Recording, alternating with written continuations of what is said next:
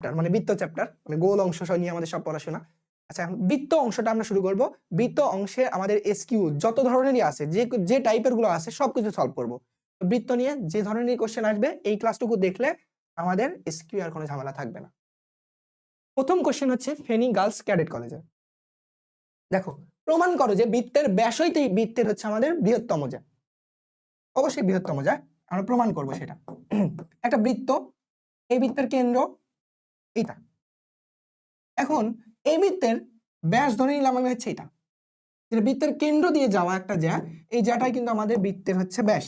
এটার নাম দিলাম ধরো আমি এ, এটার নাম দিলাম আমি বি, তাহলে এ বি হচ্ছে বৃত্তের ব্যাস।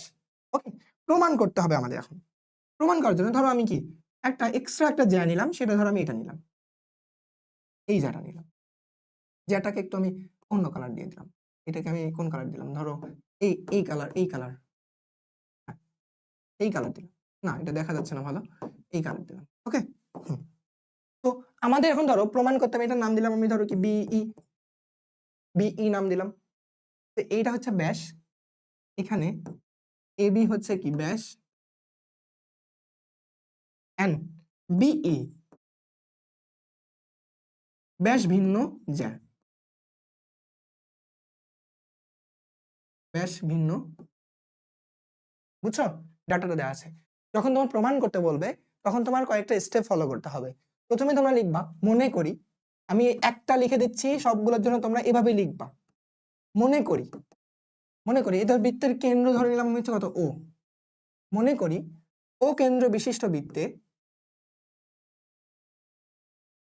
ও কেন্দ্র বিশিষ্ট, ও কেন্দ্র বিশিষ্ট বৃত্তে এবি হচ্ছে যা, এবি হচ্ছে আমাদের ব্যাস, এবি ব্যাস, এবং এবং বিই হচ্ছে ব্যাস ভিন্ন, ব্যাস ভিন্ন জ্যা। ওকে, প্রমাণ করতে হবে যে,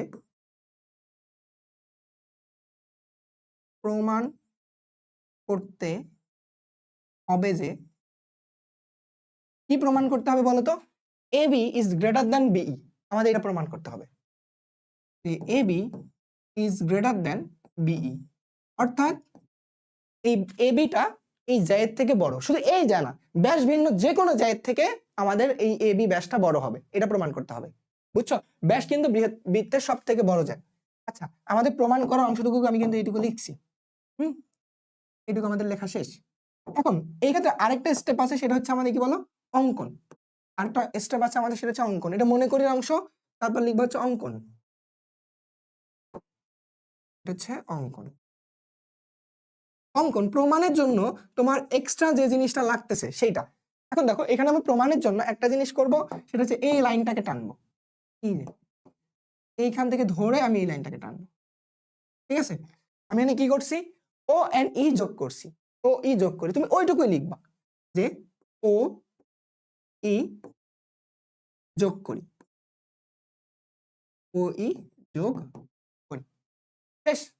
যোগ করা অংশটুকু শেষ। এখন আমাদের আছে প্রমাণ। এখন তুমি লিখবা প্রমাণ, প্রমাণ। দেখো, আমি লিখবো ঠিক আছে, প্রমাণের অংশটুকু। এখন দেখো, আমাদের প্রমাণে এখন চলে আসছে। প্রমাণটা কিভাবে করব, তুমি আবার ভালো করে লক্ষ্য করো, এখানে ভালো করে লক্ষ্য করো। দেখো তো, এটা বৃত্তের কেন্দ্র, এখান থেকে পরিধি পর্যন্ত যে লাইনটা টানছি, এটা হচ্ছে আমাদের কি বলো, বৃত্তের ব্যাসার্ধ আর, রাইট? দাঁড়াও দাঁড়াও দাঁড়াও দাঁড়াও, হ্যাঁ, এটা হচ্ছে আমাদের বৃত্তের ব্যাসার্ধ আর। এইখানে এইটুকু হচ্ছে বৃত্তের ব্যাসার্ধ আর, এইটুকু হচ্ছে বৃত্তের ব্যাসার্ধ আর। এটুকু তো শিওর যে O B, O A and ও ই তিনজনই আমাদের বৃত্তের ব্যাসার্ধ, এবং বৃত্তের ব্যাসার্ধ সর্বদাই সমান। তাহলে আমাদের কি বলো, O B is equal to O A is equal to কি ও ই। এই তিনটা টার্ম লিখতে পারি, অবশ্যই লিখতে পারি। তো আমি ওই তিনটাকে দিয়ে কাজ করব। দেখো, এটাকে একটু উপরে নেই, উপরে নিয়ে নেই। ওকে, প্রমাণ, প্রমাণের জন্য কি লিখবো বলো, লিখবো এখানে, এখানে যে O B is equal to O A is equal to O E, কেননা তারা হচ্ছে বৃত্তের ব্যাসার্ধ, কেননা বৃত্তের ব্যাসার্ধ, বৃত্তের ব্যাসার্ধ। ক্লিয়ার? বুঝতে পারছো কি করলাম? তারা বৃত্তের তিনজনই বৃত্তের ব্যাসার্ধ। এখন আমরা কিন্তু একটা জিনিস জানি, কি জানি জানো? একটা ত্রিভুজের একটা বৈশিষ্ট্য জানি, যে কোনো ত্রিভুজের জন্য। বৈশিষ্ট্যটা বলতেছি, দেখো। ধরো তোমার কাছে যে কোনো একটা ত্রিভুজ আছে, যে কোনো একটা ত্রিভুজ আছে, এই ত্রিভুজের তিনটা বাহু আছে। ধরো এই বাহুর নাম দিলাম এ, এটার নাম দিলাম বি, এটার নাম দিলাম সি। একটা ত্রিভুজের কমন বৈশিষ্ট্য হচ্ছে ওই ত্রিভুজের যে কোনো দুইটা বাহুর যোগফল অপর বাহু থেকে বড় হতে হবে। কি বললাম? যে কোনো দুই বাহুর যোগফল অপর বাহু থেকে বড় হতে হবে। বুঝছো? যদি এমন কোনো তোমার লেন্থ দেওয়া থাকে যে দুইটা বাহুর লেন্থ যোগ করলে আরেকটা লেন্থ থেকে ছোট হয়ে আসতেছে, তাহলে মনে রাখবা ওই তিনটা লেন্থ তুমি জিন্দিগিতেও ত্রিভুজ আঁকতে পারবে না। বুঝছো? তাহলে এখন এর একটা কমন বৈশিষ্ট্য কি বলতো? ধরো এ এন্ড বি তুমি যোগ করছো, A plus B is greater than C হতে হবে, মাস্ট। তুমি যদি বি এন্ড সি যোগ করো, এখান থেকে যদি তুমি বি প্লাস সি যোগ করতে, গ্রেটার দ্যান অবশ্যই আমাদের এ হতে হবে। এই বৈশিষ্ট্যগুলো যদি আমাদের না মেলে তাহলে এটা কখনোই ত্রিভুজ হবে না। ওকে, আচ্ছা আমি ওইটাকে কাজে লাগাও। দেখো এখানে একটা ত্রিভুজ উৎপন্ন হয়েছে না আমাদের, এই যেটা ও বি ই, এই ত্রিভুজ, এই ত্রিভুজের জন্য দেখো ত্রিভুজ অফ ও বি ই এর ক্ষেত্রে, এটার ক্ষেত্রে কি বলতো, যে ও বি প্লাস মানে এইটুকু বাহু plus O E, O E is greater than আমাদের কি বলতো বিই, বিই। ঠিক আছে, এটা হচ্ছে আমাদের কি, ওই কথাটা লিখবা, মেনশনে লিখবা ত্রিভুজের যে কোনো দুই বাহুর যোগফল অপর বাহু থেকে আমাদের বৃহত্তর হবে। আমি এখানে লিখলাম না, তোমরা একটু লিখবা। আচ্ছা বলো তো আমরা এখানে কি বলছিলাম, যে এই ও বি ও ই, এই এখানে দেখো এই যে O B O A and ও ই, তারা তিনজনই আমাদের কি ছিল বলো, সমান ছিল। তার মানে আমি কি লিখতে পারি যে এই ওবির জায়গায়, মানে এই ওবির জায়গায় ওবি থাকলো, এই ওই জায়গায় ওয়ে, আমি কি যে ওই জায়গায় ওয়ে লিখতে পারি? এই অংশটুকুর জায়গায় দেখো তো, এই যে দেখো তো, দেখো দেখো দেখো, এই যে পিচ্চি বাবাজির জায়গায় আমি লিখতে পারি যে ও বি প্লাস আমাদের হচ্ছে ও A is greater than BE. ঠিক আছে, এবার দেখো এই লাইনের পরে, এই লাইনের পর সুন্দর করে কি লেখা যায়, এই যে O B and O A, O B and O A, এই অংশটুকু, এইটুকু মানে কি বলো, এই যে এতটুকু যোগ এতটুকু মানে কি, এ বি না, এ বি না, ও বি প্লাস ও এ মানে হচ্ছে এ বি। আমি লিখতে পারি এ বি, অর্থাৎ A B is greater than BE. এই যে এইটাই আমাদের প্রমাণ করার উদ্দেশ্য ছিল। দেখো আমাদের লাস্ট থেকে উদ্দেশ্যের মধ্যে আমরা চলে গেছি। আমি এখন লিখতে পারি প্রমাণিত,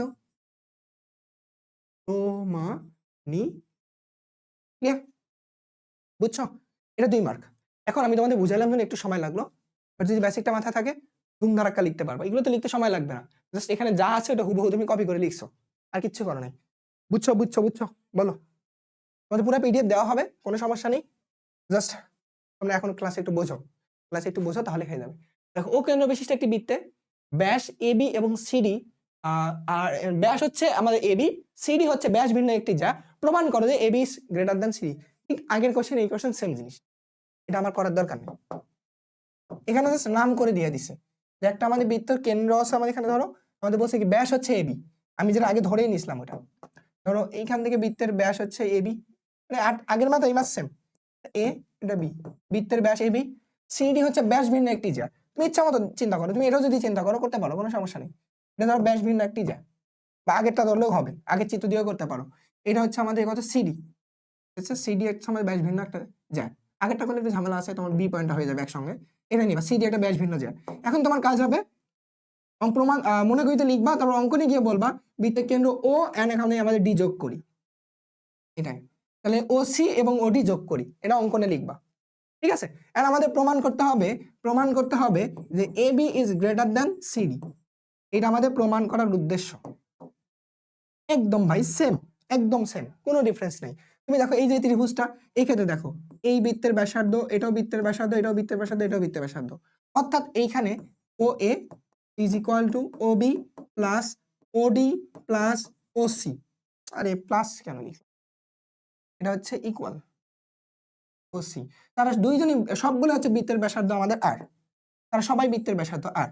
তো এখন তোমার কাজ হবে প্রথমে লিখবা ও সিডি ত্রিভুজের জন্য, এটার জন্য প্রমাণে আমি লিখে দিচ্ছি তো দেই, প্রমাণের জন্য ত্রিভুজ অফ ও সিডি, এই ত্রিভুজের জন্য কি কি বলতো, এই যে ওসি প্লাস ওডি, ওসি প্লাস ওডি ইজ গ্রেটার দ্যান সিডি না, কারণ এই ত্রিভুজের জন্য দুটা বাহুর যোগফল অপর বাহু থেকে বৃহত্তর। ওকে, এইবার দেখো ওসির জন্য কি, এই ওসি এটা এটা এটা সবগুলাই সমান, আমি কাজ হচ্ছে এবি কে এখানে কনভার্ট করা, আমি লিখতে পারি ওসির জায়গায় এও, এও প্লাস ওডির জায়গায় আমি এটা লিখতে পারি অর্থাৎ ওবি, কারণ তারা সবাই সমান, সমান হলে আমি রিপ্লেস করতেই পারি, কোনো সমস্যা নেই। এইবার দেখো এই অংশটুকু মানে কি, বলো বলো বলো বলো, এবি, এটা মানে হচ্ছে এবি, তাহলে AB is greater than CD, প্রমাণিত, এটা আমাদের প্রমাণিত, ঠিক আছে, প্রমাণিত, ক্লিয়ার, বুঝছো? বাংলা কথা বেশি লিখলাম না, তোমরা লিখবা, এটা হচ্ছে উপপাদ্য, আর উপপাদ্যের মধ্যে একটু মনে করি ধরি অঙ্কন প্রমাণ, তিনটা স্টেপ লিখতে হবে, ওই স্টেপগুলা আর প্রমাণের অংশটুকু ঠিক থাকলেই হয়ে গেল।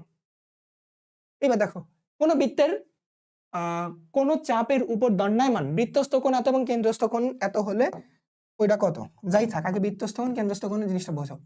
ধরো এটা বৃত্তের কেন্দ্র, বুঝছো, এইটা আর এটা ধরো আমি একটা বললাম চাপ নিলাম এ এন্ড বি, এই একটা চাপ, সো এই ক্ষেত্রে এই এ চাপ, এই এ পয়েন্ট থেকে যদি বৃত্তের কেন্দ্রের মধ্যে লাইন টানি, এখান থেকে ধরো আমি এই বি পয়েন্টের কেন্দ্রের মধ্যে একটা লাইন টানি, এই ক্ষেত্রে বৃত্তের কেন্দ্রে একটা উৎপন্ন কোণ তৈরি হয়ে গেছে, এই কোণটার নাম দিলাম আমি ধরো এক্স, এটার নাম দিলাম এক্স।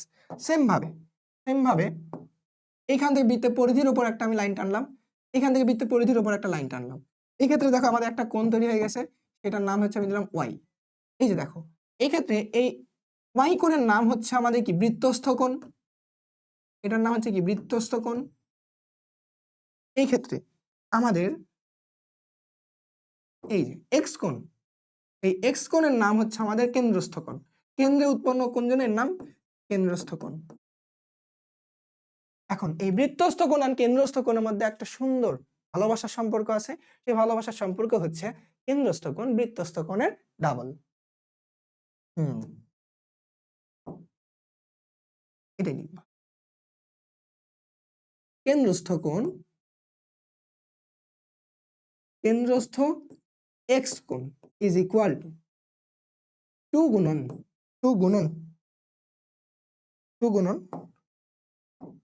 বৃত্তস্থ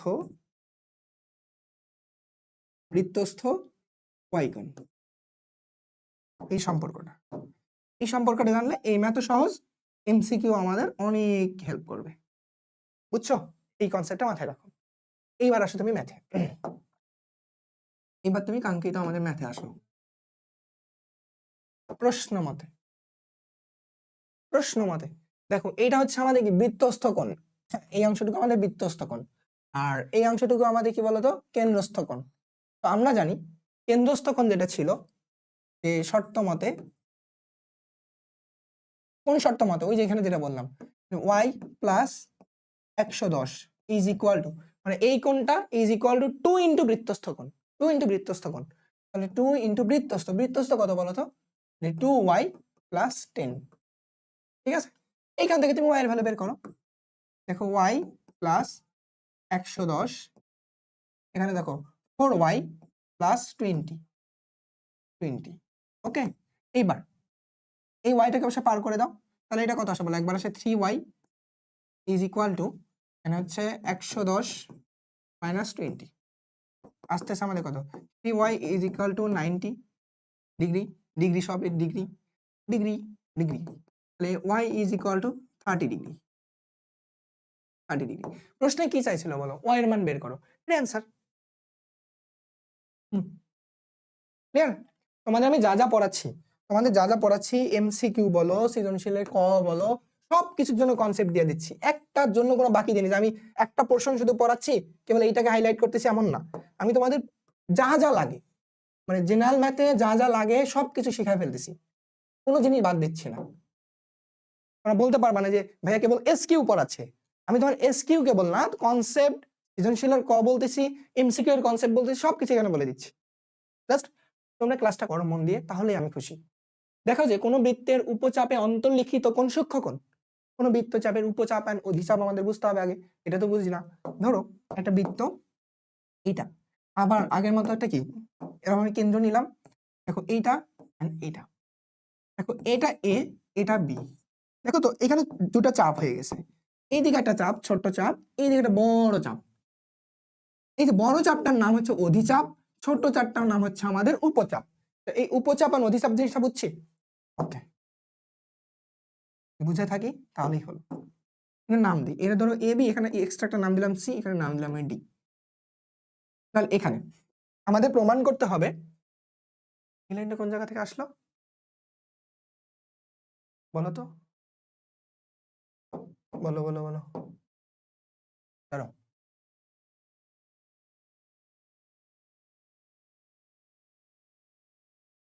বাদ।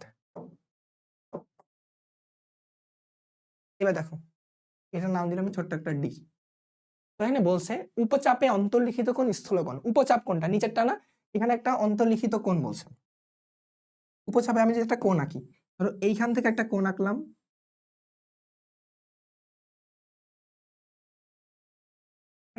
তেরিকা, হ্যাঁ ধরো এখানে একটা আঁকলাম, এইখান থেকে এখানে একটা লাইন টানলাম,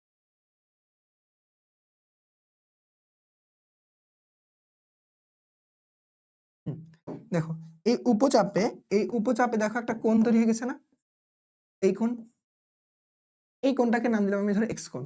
আমাদের প্রমাণ করতে হবে এই কোণটা হচ্ছে আমাদের কি স্থূল কোণ, মানে কি 90 ডিগ্রি থেকে বড় কোণ, আসলে স্থূল কোণ। এমসিকিউর জন্য মাথায় রাখবা যে আমাদের উপচাপে অন্তর্লিখিত কোণ স্থূল কোণ, অধিচাপে অন্তর্লিখিত কোণ সূক্ষ্ম কোণ। এমসিকিউ আসে, ডিরেক্ট আসে, উপচাপে অন্তর্লিখিত কোণ কোনটি, স্থূল কোণ, সূক্ষ্ম কোণ না আমাদের অন্য কোণ, পুরো কোণ হাবি যাবে কিছু দেওয়া থাকবে। আচ্ছা যাই থাক, আমাদের প্রমাণ করতে হবে এটা আমাদের স্থূল কোণ। এর জন্য আমাদের কি করতে হবে সেটার দিকে লক্ষ্য করো, কি করবো দেখো, তুমি এক কাজ করো, এখান থেকে এই লাইনটাকে টানো, এটা আমাদের বৃত্তের ব্যাস, এটা আমাদের কাঙ্ক্ষিত সেই বৃত্তের ব্যাস, ঠিক আছে, বৃত্তের ব্যাস। আচ্ছা তুমি এবার এক কাজ করো তো, এই লাইন থেকে এইটাকে টানো, ঠিক আছে। এইবার দেখো এইখানে যে কোণটা হয়ে গেছে, এই যে এই কোণটা, আমি এবার এক্স দিয়ে দিলাম। আচ্ছা আমি এই যে এই কোণটা, সাদা যে কোণটা দিলাম, এই কোণটা আমাদের 90 ডিগ্রি, অর্থাৎ এটার নাম দিলাম আমি হচ্ছে ধরো ডি। প্রমাণ করতে হবে কি বলতো, প্রমাণ করতে হবে এক্স কোণ স্থূল কোণ, স্থূল কোণ, বুঝছো, এটা আমাদের প্রমাণ করতে হবে। তো এটাকে আমি এই কালার দিই, মানে এই এক্সটাকে আমাদের প্রমাণ করতে হবে স্থূল কোণ। মজার বিষয় হচ্ছে দেখো, যখন আমি এটা বৃত্তের ব্যাস টানছি, এ সি বি ডি এই অংশটুকু, এই দেখো তো এই অংশটুকু আছে না আমাদের, এইখান থেকে শুরু করে এই অংশটুকু, এটা কিন্তু বৃত্তের অর্ধেক হয়ে গেছে, মানে অর্ধবৃত্ত হয়ে গেছে, কারণ বৃত্তের ব্যাস একটা বৃত্তকে অর্ধেক করে ফেলে। তো এটা আমাদের অর্ধবৃত্ত না, বলো মনোযোগ দাও একটু, এটা কিন্তু আমাদের অর্ধবৃত্ত। আচ্ছা এই অর্ধবৃত্তের উপর মানে ব্যাসের দুই প্রান্ত থেকে অর্ধবৃত্তের উপর তুমি যে কোণে আঁকবা, ওই কোণটা কত হয় বলো, 90 ডিগ্রি হয় না? এই কনসেপ্টটা অন্তত আমরা জানি যে অর্ধবৃত্তস্থ কোণ সর্বদাই আমাদের কি বলো 90 ডিগ্রি, রাইট? আমরা ওইটাই লিখবো। প্রমাণ হয়ে গেছে, কারণ দেখো এটা যদি 90 ডিগ্রি হয়, এর থেকে দেখো এটা কিন্তু একটু বড়, এটা বড়, দ্যাট মিনস 90 ডিগ্রি থেকে বড় কোণ মানে কি, সেটা স্থূল কোণ। আমরা এটা জাস্ট বাংলা কথা এখানে লিখে রাখবো, তাহলে প্রমাণ হয়ে গেছে।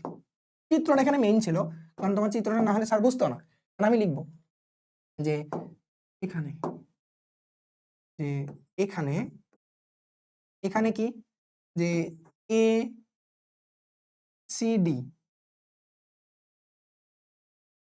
ত্রিভুজ অফ এ সি ডি এর ক্ষেত্রে, এ সি ডি সমকোণ, বুঝছো, আমি কিন্তু ডিরেক্ট প্রমাণটা করে দিচ্ছি। কেন না, এর মেনশনটা কি বলো, এর মেনশন হচ্ছে সি হচ্ছে অর্ধবৃত্তস্থ কোণ, এ সি ডি অর্ধবৃত্তস্থ কোণ, অর্ধবৃত্তস্থ কোণ, অর্ধবৃত্তস্থ কোণ সবসময় আমাদের 90 ডিগ্রি বা এক সমকোণ হয়, ঠিক আছে। এবার যেহেতু যেহেতু যেহেতু এসি, এই যে এসি বি কোণ, দেখো যে এসি বি কোণ, বি কোণ is equal to AC D কোণ, এসি ডি কোণ প্লাস, মানে এসি ডি কোণের সাথে আরো কতটুকু অ্যাড করা লাগতেছে বলো, বি সি ডি কোণ, এই অংশটুকু বি সি ডি কোণ সামথিং অ্যাড করতেছো, অতএব এসিডি এসি বি কোণ কোণ এক সমকোণ অপেক্ষা বড়, এক সমকোণ অপেক্ষা বড়, অপেক্ষা বড়, ঠিক আছে, এক সমকোণ অপেক্ষা বড়। অতএব তাহলে আমরা একে কি বলতে পারি, অতএব এসিবি বা এক্স কোণ একটি স্থূল কোণ, স্থূল কোণ প্রমাণিত। বোঝো একবার, ভালো করে বোঝো বিষয়টা এখানে কি করছি, আমাদের এই অংশটুকুকে আলাদা করে রাখি,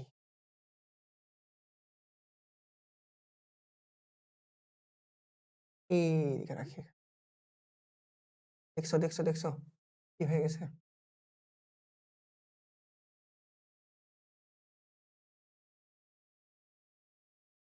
হাই হাই হাই হাই, ঠিক আছে, বুঝছো তো, এটা আমাদের চিত্রের অংশটুকু ছিল, এটা আমাদের চিত্রের অংশটুকু,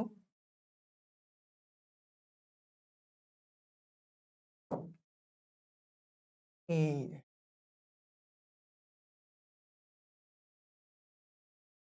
এটা আমি বক্সে দিয়ে দিই, তোমাদের এটা বক্সে দিয়ে দিই যে আমি এই চিত্রের আলোকে কাজটা করছি এইখানে,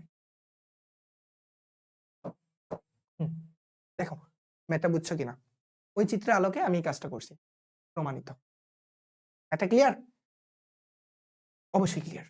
এবার দেখো অর্ধবৃত্তস্থ কোণ এক সমকোণ, এইবার আমাদের প্রমাণ করতে বলছে এই যে একটু আগে যেটা ব্যবহার করলাম না, যে অর্ধবৃত্তস্থ কোণ এক সমকোণ আমি এখানে ধরে নিছি, ওই জিনিসটা এখানে প্রমাণ করতে হবে, খুবই সিম্পল, বাট এটা মাথায় রাখবা, পরীক্ষা মানে আমাদের আসতে পারে, যে কোনো একটা বোর্ডে আসতে পারে, যে ওখানে অর্ধবৃত্তস্থ কোণ এক সমকোণ ধরে নিয়ে ম্যাথ করলাম, এখানে বলছে ওইটাই প্রমাণ করে দেখাও, তুমি যে অর্ধবৃত্তস্থ কোণ বললা এক সমকোণ, বলো আমাকে প্রমাণ করে বলো, খুবই সহজ, আমরা বলতেছি, দাঁড়াও, আমরা যদি এটা জেনে থাকি তাহলে বলতে আমাদের সমস্যা নেই, ধরো এটা আমাদের বৃত্তের ব্যাস, এটা হলো বৃত্তের ব্যাস এ বি, দেখো এ এন্ড বি এটা হচ্ছে আমাদের বৃত্তের ব্যাস, এখন অর্ধবৃত্তস্থ কোণ ধরো এইখান থেকে এটা টানলাম, এখান থেকে ধরো এটা টানলাম, এবং এইখান থেকে ধরো এটা টানলাম, এটা আমাদের অর্ধবৃত্তস্থ কোণ তৈরি হয়ে গেল না, এই এটা আমাদের অর্ধবৃত্তস্থ কোণ, তো নাম দিলাম ধরো এ, এটার নাম দিলাম আমি সি, ঠিক আছে, এটা বৃত্তের কেন্দ্র, এটার নাম দিলাম আমি হচ্ছে ও, ঠিক আছে। এখন চিন্তা করো এখানে ধরো বৃত্তের যে চাপ একটা তৈরি হচ্ছে না, দেখো তো এই যে এ, এখানে আমি নাম দিলাম হচ্ছে ধরো ডি, ধরো এডিবি, এডিবি বৃত্তচাপ, এখানে দেখো তুমি সেম আগের মতো লিখবা যে মনে করি ও কেন্দ্র বিশিষ্ট বৃত্তে এবি হচ্ছে বৃত্তের ব্যাস এবং অর্ধবৃত্তস্থ কোণ হচ্ছে এসিবি, অর্ধবৃত্তস্থ কোণ হচ্ছে এসিবি, প্রমাণ করতে হবে, যে কি প্রমাণ করতে হবে বলো তো, এটা লিখবা যে প্রমাণ করতে হবে, কি প্রমাণ করতে হবে বলো, এই যে অর্ধবৃত্তস্থ কোণ এই কোণটা এসি আমাদের বি কোণ, এই যে এ সি বি কোণ ইজ ইকুয়াল টু 90 ডিগ্রি বা আমাদের এক সমকোণ, এটা প্রমাণ করতে হবে, 90 ডিগ্রির আরেক নাম হচ্ছে এক সমকোণ। আচ্ছা তাহলে এখন আমাদের কাজ কি বলো, আমরা জানি প্রমাণ, ডিরেক্ট প্রমাণে আসি আমরা, প্রমাণ আমরা জানি, কি জানি, অনেক কিছু জানি, আচ্ছা আমরা জানি বৃত্তস্থ কোণ আর কেন্দ্রস্থ কোণের সম্পর্ক, আমি প্রথমে কেন্দ্রস্থ লিখি, কেন্দ্রস্থ কোণ, কেন্দ্রস্থ কোণ ইজ ইকুয়াল টু 2 ইন্টু বৃত্তস্থ কোণ, বৃত্তস্থ কোণ, এই সম্পর্কটা আমরা জানি না, প্রথম দিকে কিন্তু তোমাদের বলে আসছে আমি, সেম সম্পর্কটা দিয়ে, সেম সম্পর্কটা দিয়ে আমাদের কাজ, বলো এ ডি এ বি, এই এডিবি বৃত্তচাপের জন্য কেন্দ্রস্থ কোণ কোনটা বলো তো, এই চাপের শেষ মাথা কেন্দ্রের সাথে যে কোণ উৎপন্ন করছে সেটা এইটা না, এই কোণটা না, এ ও বি কোণ অর্থাৎ এই কোণ, ঠিক আছে, এটা হচ্ছে কেন্দ্রস্থ কোণ। আচ্ছা এই চাপের জন্য বৃত্তস্থ কোণ কোনটা বলো তো, এসি বি কোণ না, এসি বি কোণ কিনা বলো, এইটাই, দেখো কেন্দ্রস্থ কোণ, অতএব কোন চাপের জন্য বলো তো, এটা হচ্ছে এ ডি বি চাপের জন্য, তাহলে আমাদের এ ও বি কোণ ইজ ইকুয়াল টু 2 ইন্টু বৃত্তস্থ কোণ হচ্ছে এসি বি কোণ, এ সি বি কোণ, এটা কিসের জন্য বলো, কোন চাপের জন্য, যে এ ডি, দেখো এ ডি বি চাপে, এই চাপের জন্য। বুঝছো আমি কি করছি? আশা করি বুঝছো। তবে আমাদের খিজিবিজি হচ্ছে লেখাগুলো, একটু সাইডে নিয়ে আসি। এইটাকে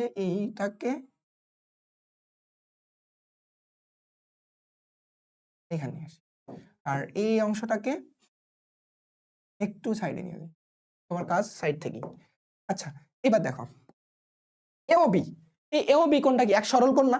একটা রেখার উপর টোটাল কত ডিগ্রি কোণ উৎপন্ন হয় বলো? 180 ডিগ্রি কোণ। একটা সরল রেখা কোণ উৎপন্ন হয় 180 ডিগ্রি। আমাদের এইটা এবি ছিল সরল রেখা, তাহলে এই কোণটা কত? 180 ডিগ্রি। আমি বলতে পারি এটা হচ্ছে কত? 180 degree is equal to 2 into A C B কোণ। আমাদের লাগবে এ সি বি কোণের মান, তাহলে কত হচ্ছে বলো তো? আমি এইবার এই পাশে যদি লিখি এ সি বি, তাহলে এ সি বি কোণ ইজ ইকুয়াল টু 180 ডিগ্রি ভাগ 2, এই 2টা ভাগ করে দিলাম, গুণন অবস্থা ছিল ভাগ হয়ে গেছে। তাহলে আমাদের এটা কত আসতেছে বলো? এই পাশে লিখি, এটা আসতেছে 90 ডিগ্রি, বা 90 ডিগ্রির আরেকটা নাম কি বলো তো?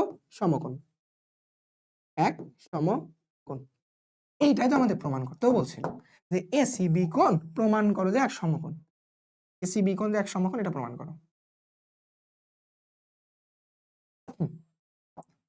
প্রমাণিত,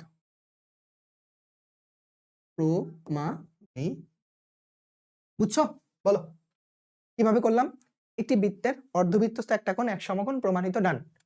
আমাদের এটা ছিল রেফারেন্স সেই চিত্রটা, এই চিত্র দিয়ে সব ম্যাথ আমরা এখানে করলাম। এটাকে একটু কালারটা অন্যরকম দিই। ডান ডান ডান ডান ডান, বুঝছো? আমরা কিন্তু অনেক বড় ক্লাস করতেছি। তোমাদের উচিত কি বলো? তোমাদের উচিত এই ক্লাসটা দেখার জন্য অবশ্যই একটু ব্রেক নেওয়া। একটা করে চ্যাপ্টার শেষ করবা, তুমি পারলে একদিন পরে করো, বা তুমি একটা কাজ করো যে 2 ঘন্টা রেস্ট নেওয়ার পর অন্য সাবজেক্ট পড়ার পর তার এটা আবার শুরু করো। বাট একটা করে চ্যাপ্টার জন্য প্রতিদিন পড়া হয়, তাহলে দেখবে একটা করে চ্যাপ্টারের আমাদের এসকিউ প্রতিদিন শেষ হয়ে যাবে। বুঝছো? বিশাল একটা ক্লাস করতেছি, আমাদের অবশ্যই কি একটা সেলফ মোটিভেশন দরকার। আমাদের সেলফ মোটিভেশনটা নিজেদের থেকে আনতে হবে। বুঝছো? নিজেদের থেকে আনলে তুমি পড়াশোনা একটা আলাদা মজা পাবে। জোর করে কখনো মোটিভেশন দেওয়া যায় না, বুঝছো? আমি আজকে তোমাকে মোটিভেশন দিলাম, তুমি একদম ধুমায় আজকে পড়বা, রাত থেকে ধরো সেই পড়লে, বাট কালকে কিন্তু এই মোটিভেশনটা থাকবে না। যতক্ষণ না তোমার নিজের প্রতি ওই আগ্রহটা যাচ্ছে, আমি একটা ভালো রেজাল্ট করব, ভালো রেজাল্ট করে ধরো আমি বাবা আমাকে খুশি করব, আশপাশে সবাই আমাকে ভালো বলবে, এই জিনিসটা যখনই তৈরি হবে যে আমার একটা ভালো করতে হবে এক কথায়, আশপাশের মানুষ ভালো বললো কিনা এটা পরের বিষয়, তুমি তোমার পরিবারের মুখে একটা হাসি ফোটাচ্ছ, এই আগ্রহটা যখনই তোমার মনে একটা তৈরি হবে, তখনই দেখবা পড়াশোনার তোমার স্পিডটা এমনি তৈরি হয়ে যাবে। আমাদের কাছে মোটিভেশন লাগবে না। Self motivation is the best motivation. বুঝছো? ওকে, এবার দেখো আরেকটা চিত্র সহ কেন্দ্রস্থ ও বৃত্তস্থ কোণের সংজ্ঞা দাও। আরে এতক্ষণ থেকে বলতেছি আবার সংজ্ঞা দিতে হবে? বলবা, বলো স্যারকে বলবা স্যার আমরা জানি দিতে পারবো না, বুঝে নেন, সিম্পল জিনিস। তুমি একটা কাজ করবা, এটা এরকম পয়েন্ট দিয়ে বা পয়েন্ট দিবা, এটা এ এটা বি, এবার লাইন টানবা এখানে এখানে এখানে এখানে, এইখানে এই কোণটার নাম দিবা থিটা, এই কোণটার নাম দিবা আলফা। জাস্ট তুমি এখন বলবা থিটা হচ্ছে আমাদের কি চিত্র অনুযায়ী কি কেন্দ্রস্থ কোণ, আলফা হচ্ছে আমাদের বৃত্তস্থ কোণ। এটা হচ্ছে কি আমাদের বলো কেন্দ্রস্থ, প্রথম দিকে আমি লিখে দিছিলাম এটা কেন্দ্রস্থ কোণ, আর এইটা হচ্ছে আমাদের কি বলো বৃত্তস্থ কোণ, বৃত্তস্থ কোণ। বুঝছো? তো এখন সংজ্ঞা কি দিবা?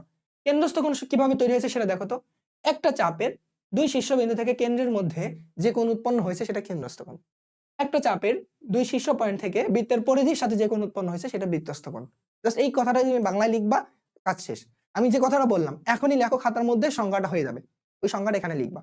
আমি এখানে লিখে সময় নষ্ট করলাম না, ঠিক আছে? এবার দেখো ওই সেম সেম আমাদের রিলেশন দিয়ে যশোর জিলা স্কুলের একটা কোশ্চেন ছিল কি x = 55 ডিগ্রি। x কোণটা বলে এই যে বৃত্তস্থ কোণ বলছে, এখন y কোণের মান কত? আচ্ছা y এর সাথে এই সম্পর্কটি আমরা জানি না, সম্পর্ক কি এইটার সাথে এইটার সম্পর্ক তো জানি, এটা কেন্দ্রস্থ কোণ না? এই দেখো এবি চাপের উপর কেন্দ্রস্থ কোণ কত বলে এইটা, বৃত্তস্থ কোণ এটা, কারণ আমরা জানি এখানে এখানে শর্ত মতে, কি শর্ত মতে বলতো, যে এ ও, এটা ধরো আমি নাম দিলাম ও দেয় আছে, হ্যাঁ এ ও বি কোণ is equal to 2 into A C B কোণ, এ সি বি কোণ সম্পর্ক কি ওই কেন্দ্রস্থ কোণ আর বৃত্তস্থ কোণের সম্পর্ক বলে দিবা। আচ্ছা এ ও বি কোণ কি ছিল বলো? জানি না, ভ্যালুটা আগে লেখো, এ ও বি কোণ is equal to 2 into A C B কোণ, এ সি বি কোণ মানে কি এক্স কোণ, আর এক্স কোণের মান কত বলো? 55 ডিগ্রি, 55 ডিগ্রি। তাহলে এটা কত আসতেছে বলো? যে এ ও বি কোণ is equal two 110 degree, 110 degree. ঠিক আছে, 110 ডিগ্রি তুমি মান পাইলা এ ও বি। এটা কিন্তু অ্যান্সার না, আমাদের বলছিল এ ও বি এর উপরের অংশটুকু দেখো, এই যে ওয়াই কোণের মানটা বের করো, ওয়াই কোণ।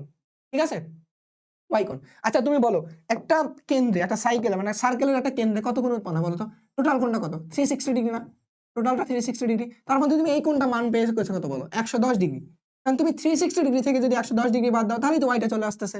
আর আমি ওইটা লিখবো, জাস্ট এখন লিখবো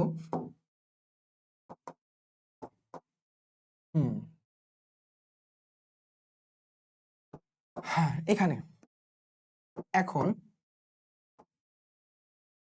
হাই হাই এখন ওয়াই কোণ, তাহলে ওয়াই কোণ is equal two 360 degree minus আমাদের হচ্ছে 110 ডিগ্রি। তাহলে ওয়াই ইজ ইকুয়াল টু, এটা মাইনাস করলে কত আসতেছে বলো তো? 0, হাতে একটু করি, এটা হচ্ছে 5 2 250 ডিগ্রি, 250 ডিগ্রি। এটা অ্যান্সার, এটা অ্যান্সার না, এটা অ্যান্সারের পূর্বের ধাপ। ঠিক আছে, বুঝছো কি? বুঝছো কি বলো? বুঝছো ক্লিয়ার? বৃত্তের এই কনসেপ্ট গুলো জানলেই আমাদের হয়ে যাবে। বৃত্ত হচ্ছে চতুর্ভুজের কনসেপ্ট, আমাদের এখন থেকে জাস্ট ত্রিভুজ রিলেটেড এই টার্মগুলো শিখছিলাম। চতুর্ভুজের দেখো খুবই সিম্পল কনসেপ্ট, একটা বৃত্তের ভিতরে যে চতুর্ভুজ থাকবে মনে রাখবো ওই চতুর্ভুজের বিপরীত কোণগুলো, এই যে দেখো এই বিপরীত, এই কোণের বিপরীত কিন্তু এই কোণ, একটা বৃত্তস্থ চতুর্ভুজের বিপরীত কোণের যোগফল সর্বদা 180 ডিগ্রি। কি বললাম? নোট করে মাথায় রাখো, নোট। বৃত্তস্থ চতুর্ভুজের বৃত্তস্থ চতুর্ভুজের বৃত্তস্থ চতুর্ভুজের বিপরীত কোণদ্বয়ের যোগফল, বিপরীত কোণদ্বয়ের যোগফল, কোণদ্বয়ের যোগফল 180 ডিগ্রি বা এক সরল কোণ। কথাটা বুঝছো? এটা একদম ঠাড়া নোট করে মাথায় রাখবা, তাহলে আমাদের এমসিকিউ বলো এই এসকিউ গুলো বলো সব ইজি। প্রশ্নে কি বলছে বলো? x প্লাস ওয়াই এর মান বের করো। আচ্ছা x প্লাস ওয়াই এর মান বের করো, আগে আমাদের x এর মান তো লাগবে। তুমি দেখো এখানে ছিল কি 3x, এটা ছিল আমাদের x। এখন দেখো প্রশ্ন মতে মানে চিত্র মতে আমাদের কি বলো? 3x plus x is equal to 180 degree. এটা মানে কি মেনশন করে দিবা এই কথাটা, আসলে এটা আমি থেকে লিখছি এটা। এখন দেখো x ইজ ইকুয়াল টু কত? এটা মানে হচ্ছে 4x is equal to 180 degree. এখান থেকে x ইজ ইকুয়াল টু 4টা এখানে ভাগ হয়ে যাবে, 180 ডিগ্রি ভাগ 4, তাহলে x এর মান কত বলো? ভাগ করে দাও, 180 ভাগ 4, 45 ডিগ্রি, 45 ডিগ্রি। দেখো তুমি x এর মান পেয়ে গেছো, ভেরি গুড। এইবার তোমার কাজ হচ্ছে y এর মান বের করা। আবার দেখো তো এই 85 এন্ড y এই দুটো বিপরীত কোণ না ওই চতুর্ভুজের, তাহলে বিপরীত কোণটার যোগফল কত? 180 ডিগ্রি। আমি লিখতে পারি 85 ডিগ্রি প্লাস আমাদের হচ্ছে y ইজ ইকুয়াল টু কত? 180 ডিগ্রি। এখান থেকে তাহলে y এর মান কত বলো তো? 1 এর মান কত আসতেছে দেখো, যে 180 ডিগ্রি মাইনাস 85 ডিগ্রি, তাহলে এখানে y কত আসতেছে বলো? 5। তাহলে আরে এত ব্রেনে চাপ দিব না, মাইনাস 85, 95 ডিগ্রি, 95 ডিগ্রি। তাহলে তুমি y এর মান পেয়ে গেছো, তাহলে এই y এর মান পেয়ে গেছে, এটা অন্য কালার দিই। প্রশ্ন মতে কি বলছিল? x প্লাস y এর মান বের কর, আর ইজি তো, আমি জাস্ট টুক করে যোগ করে দিব, অতএব x প্লাস y কত বলো তো? x এর মান 45, এটা ছিল আমাদের 95।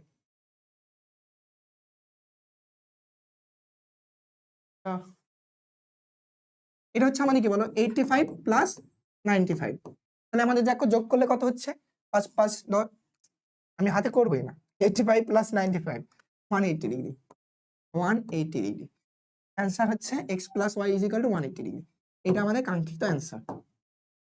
ঠিক আছে, বলো বলো বলো, ঠিক আছে? বুঝছো?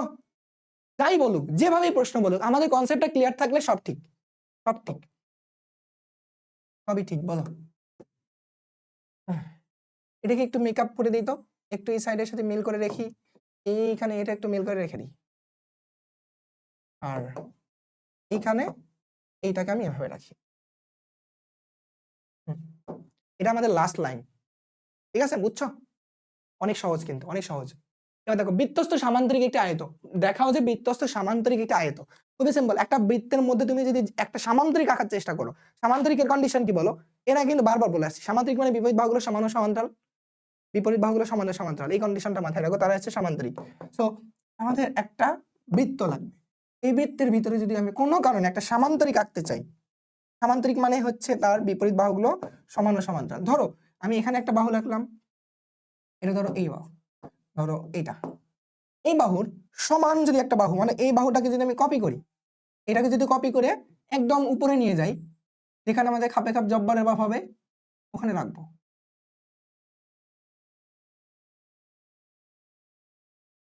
এইখানে খাপে খাপ জব্বরের বাপ ধরে নাও এখানে হলো, ঠিক আছে, একটু কম বেশি হয়ে গেছে। এখন দেখো আমি আরেকটা লাইন, বিপরীত বাহুটা আমি সমান লিখে ফেলছি, ধরো আরেকটা লাইন ধরো আমি টানবো, ধরো এইখান থেকে আমি এই লাইনটাকে টানলাম, ঠিক সেম এই বাহুটার সমান বাহু, এই বাহুটার সমান বাহু, এই বাহুটার সমান বাহু কপি পেস্ট করবো করে আস্তে আস্তে আস্তে আস্তে এইদিকে নিয়ে যাবো, নিয়ে গেলে দেখো অটোমেটিক ভাবে এটা এখানে ধরো খাপে খাপ জব্বরের বাপ হলো। দেখতে কিসের মধ্যে হচ্ছে বলো? বিপরীত বাহুগুলো সমান ও সমান্তরাল অবস্থায় আছে, দেখতে কিন্তু এটা আয়তক্ষেত্রই হয়ে যাচ্ছে, A B C and D, ঠিক আছে, বুঝছো? আর আমরা তো জানি বলো, একটা সামান্তরিকের বিপরীত বাহুগুলো, বিপরীত কোণগুলো, ধরো এটা এক্স কোণ, এটা আমাদেরকে বলো অবশ্যই এক্স কোণই হবে, কেন? একটা সামান্তরিকের বিপরীত কোণ দ্বয় পরস্পর সমান, আমরা জানি না? এটা নোট করে রাখবা। সামান্তরিকের আগেও কিন্তু আমরা এটা ম্যাথ করে আসছি, সামান্তরিকের বিপরীত কোণ দ্বয় পরস্পর সমান, বিপরীত কোণ দ্বয় পরস্পর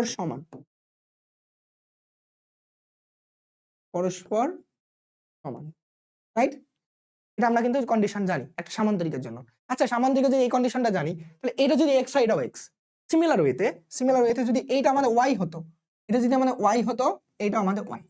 আচ্ছা একটু আগে আমরা একটা দেখছিলাম না, যে একটা বৃত্তের ভিতরে যে কোনো ভাবে চতুর্ভুজ আঁকি না কেন, তার বিপরীত কোণ দ্বয়ের যোগফল কত হয়? 180 ডিগ্রি। তাহলে এই বিপরীত কোণ দ্বয়ের যোগফল কত? 180 ডিগ্রি। তাহলে এখন আমি লিখবো প্রমাণ, দেখো তো যে এ কোণ অর্থাৎ এই যে ডি এ বি কোণ প্লাস ডি সি বি কোণ ইজ ইকুয়াল টু 180 ডিগ্রি। কেন এটা লিখবো? একদম এই যে বৃত্তস্থ চতুর্ভুজের বিপরীত কোণ দ্বয়ের যোগফল 180 ডিগ্রি, এটা লিখবো। এটা কারণ বৃত্তস্থ একটা চতুর্ভুজ। এখন দেখলাম এই দুইজন আমাদের সমান, অর্থাৎ এটাও এক্স এটাও এক্স। 1 সেকেন্ড, ফোন আসছিল একটা। আচ্ছা শোনো, এখন দেখো এইটাকে আমি এক্স বলছিলাম, ওইটাকে আমি এক্স বলছিলাম, তাহলে ধরো এটাও এক্স প্লাস এইটাও x is equal to 180 degree, ঠিক আছে। এক্স এক্স যোগ করলে 2x is equal to 180 degree. তাহলে এক্স এর ভ্যালু কত? 2টা এখানে ভাগ হয়ে গেল, x is equal to 90 degree. দেখো অনুরূপ ভাবে তুমি এখন বারবার এটা লিখবা না, অনুরূপ ভাবে এই ওয়াই ওয়াই যেহেতু সমান, দুইজনের যোগফল কত? 180 degree.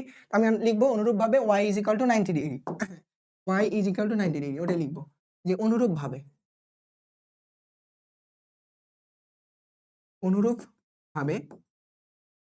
y is equal to 90 degree. আচ্ছা একটা সামান্তরিক ছিল, যে সামান্তরিকের বিপরীত বাহুগুলো সমান ও সমান্তরাল এবং প্রত্যেকটি কোণ আমি দেখলাম 90 ডিগ্রি। তাহলে এটা কার ক্রাইটেরিয়া বলো তো? অবশ্যই এটা আয়তক্ষেত্র না? তুমি চিন্তা করো, একটা আয়তক্ষেত্রই এমন একটা জিনিস যার বিপরীত বাহুগুলো সমান ও সমান্তরাল এবং প্রত্যেকটা কোণ আমাদের 90 ডিগ্রি, বুঝছো? আয়তক্ষেত্র একটা সামান্তরিক যার ক্রাইটেরিয়াটা একটু এটা। তো আমি এটা বুঝলাম, এটা একটা কি আয়তক্ষেত্র। এখন আমি বলতে পারি যে অতএব এ বি সি ডি একটি আয়ত, ঠিক আছে, প্রমাণিত। এটা আমাদের প্রমাণিত একদম তোমাদের সবকিছু বলে দিচ্ছি, সবকিছু বেসিক। ডান ক্লিয়ার? এটা এভাবেই লিখবা। জাস্ট এখান থেকে তুমি মানে এই যে নোট করে তার পরীক্ষা হলে দেখাবা না, পরীক্ষা হলে তার নোট করে দেখানোর আমাদের কিছু নাই, জাস্ট তোমাদের বোঝার জন্য এটা বলছি। জাস্ট এখন আমি তোমাকে এটা একটু সাইড করে রেখে দিই, এইটাকে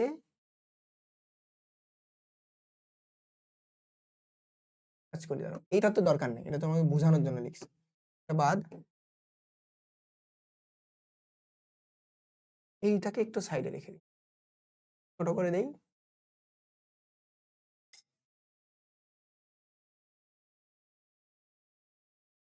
আরো একটু ছোট করে দিই।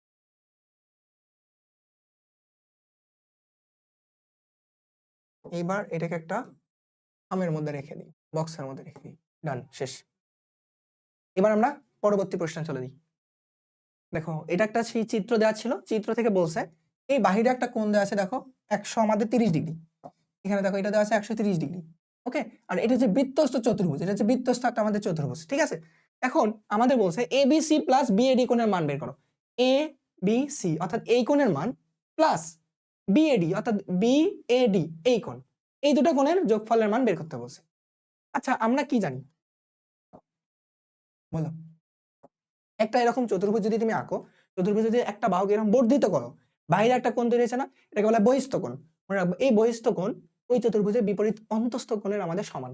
এই কোণটা আর এই কোণটা আমাদের সমান, এই কোণ বাবাজি আর এই কোণ বাবাজি আমাদের সমান হবে। বুঝছো কি বললাম? কথাটাকে আমি নোট করে লিখে দিচ্ছি, নোট লিখে রাখবা।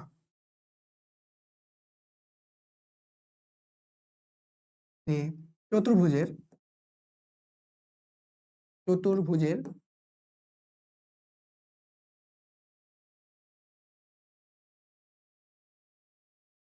কোনো বাহুর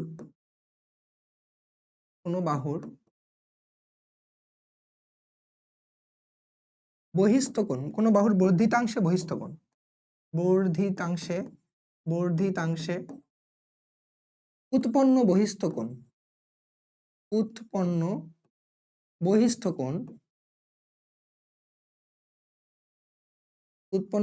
কোণ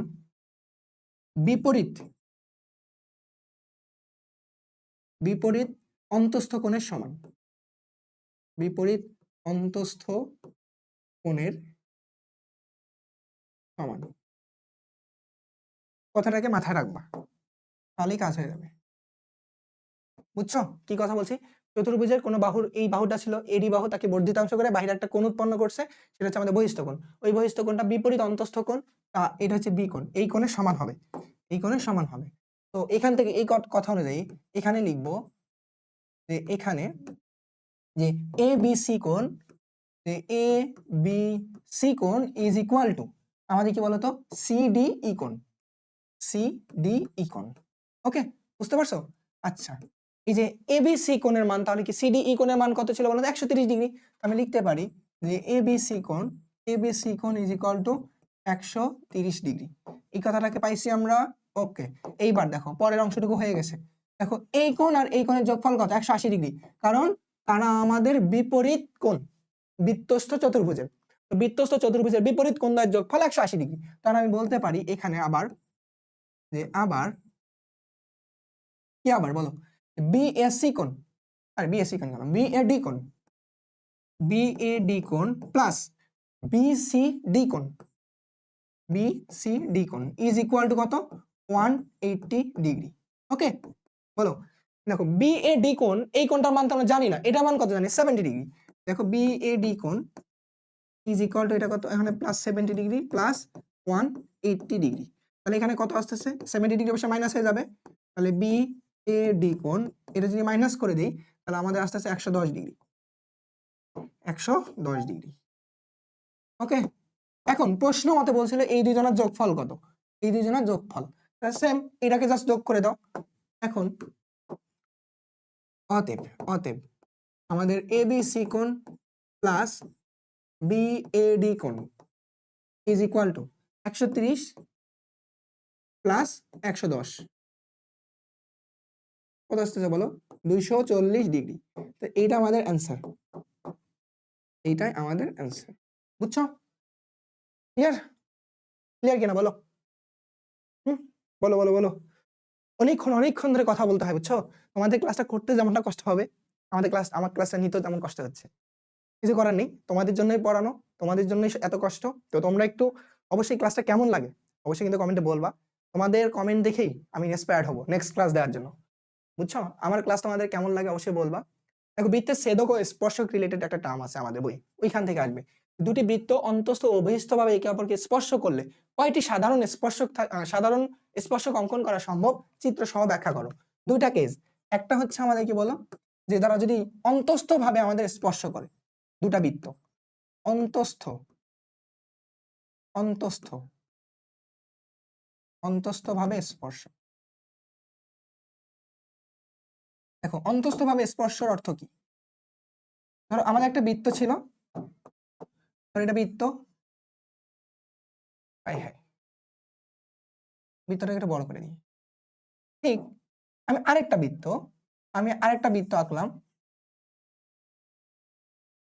ধরো এটা এইখানে টাচ করে দিলাম, এই বৃত্তটাকে একটু বড় করে দিই, ভালো লাগবে।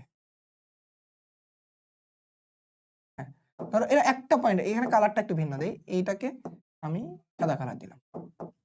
এখানে দেখো একটা পয়েন্টে সে টাচ করছে, দুইজনই। কারণ এইখানে এই দুইজনের জন্য আমি কিন্তু, আচ্ছা এর জন্য সেন্টারটাকে দিই, তো এর সেন্টারটা এখানে।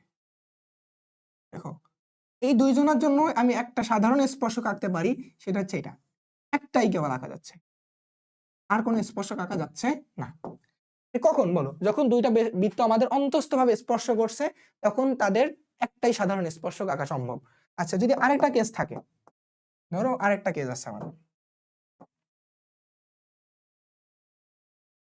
ধরো এটাকে আমি অন্য কালার দিলাম, ধরো আরেকটা বৃত্ত নিলাম, ধরো বৃত্ত, এটা হচ্ছে আমাদের একটা বৃত্ত, ঠিক সেম আরেকটা বৃত্ত নিলাম, ধরো এইটাকে বৃত্তের কেন্দ্রটা দিয়ে দিলাম, এই বৃত্তটাকে আমি এখানে এইভাবে টাচ করলাম, বহিস্থভাবে টাচ করাইলাম, ওকে বহিস্থভাবে টাচ করাইলাম, ধরো তারা এই বিন্দুতে টাচ করছে। এখন আমাদের এইখানে কয়টা সাধারণ স্পর্শক টানা যাবে? সাধারণ স্পর্শক মানে এমন একটা স্পর্শক যে স্পর্শকটা দুইজনের কাছে আছে, আমার কাছেও যা তোমার কাছেও তা একই সঙ্গে, তাহলে ওইটা হচ্ছে আমাদের কি সাধারণ ত্রিভুজে। দেখো না এই সাধারণ বাহু, বা ধরো দুইটা আমাদের কি, ধরো এখানে ধরো এইদিকে একটা ঘর, এইদিকে একটা ঘর, একটা কমন আমাদের দেয়াল, এই কমন দেয়ালটা হচ্ছে কি সাধারণ দেয়াল, এটা সাধারণ দেয়াল বলতেছে। আচ্ছা এখানে দেখো আমি যদি একটা স্পর্শক টানি, এইদিকে একটা স্পর্শক টানা যায় যেটা দুইজনের জন্য আছে, এরপর আরেকটা স্পর্শক টানা যায় এই দিক থেকে, এই দিক থেকে, এই দিক থেকে, ধরো আমি এখানে টানলাম, হ্যাঁ বলো, এটা হচ্ছে আমাদের ধরো দুইজনের জন্য, এটা দুইজনের জন্য। আবার ধরো এই দিক থেকে একটা স্পর্শক টানা যায়,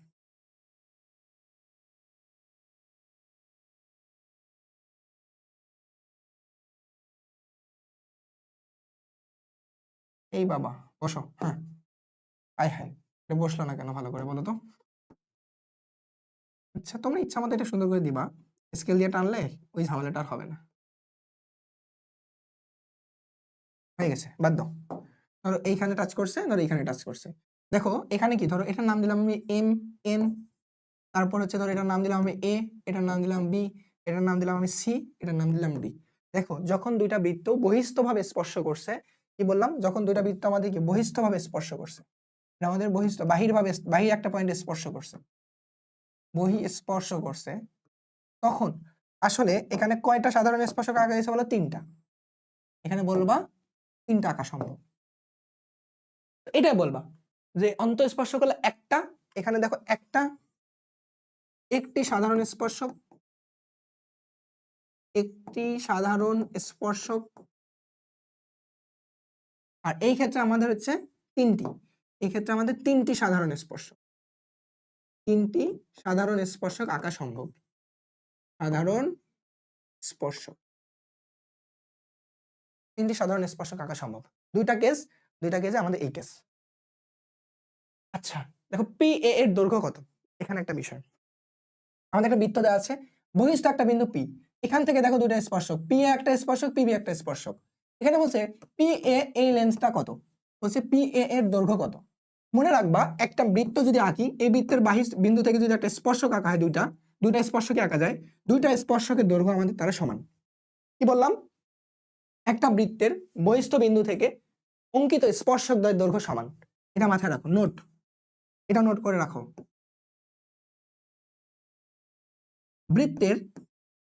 বৃত্তের বহিস্থ বিন্দু থেকে, বহিস্থ কোনো বিন্দু থেকে অঙ্কিত স্পর্শক দ্বয়, অঙ্কিত স্পর্শক দ্বয়ের দৈর্ঘ্য, স্পর্শক দ্বয়ের দৈর্ঘ্য সমান, এই যে কথাটা বললাম এটা দিয়ে আমাদের ম্যাথ হয়ে যাবে, এটা দিয়ে ম্যাথ শেষ। দেখো অঙ্কিত স্পর্শক দ্বয় PA is equal two PB, তাহলে দুইজনই আমাদের সমান। তাহলে প্রশ্ন মতে, তাহলে এখন প্রশ্ন মতে PA is equal two PB। আচ্ছা PA এর দৈর্ঘ্য কত দেওয়া আছে বলো তো? 2x প্লাস 3, PB দেওয়া আছে x প্লাস 4। এখানে দেখো 2x প্লাস 3 আর এখানে দেওয়া আছে আমাদের x প্লাস 4, রাইট? এখান থেকে x এর ভ্যালুটা বের করো তো। 2x, x টাকে এই পাশে নিয়ে আসো মাইনাস x, 3 টাকে ওই পাশে বার করে দাও 4 মাইনাস 3। তাহলে এখানে কত দাঁড়াচ্ছে বলো? একটা সিঙ্গেল x, এখানে হচ্ছে আমাদের 1। তাহলে আমাদের এইটাই x ইজ ইকুয়াল টু 1 পাইলাম। x ইকুয়াল টু যদি 1 পাই, আমাদের প্রশ্নে কি বলছিল? PA এর দৈর্ঘ্য কত? অতএব তাহলে PA কত বলো তো?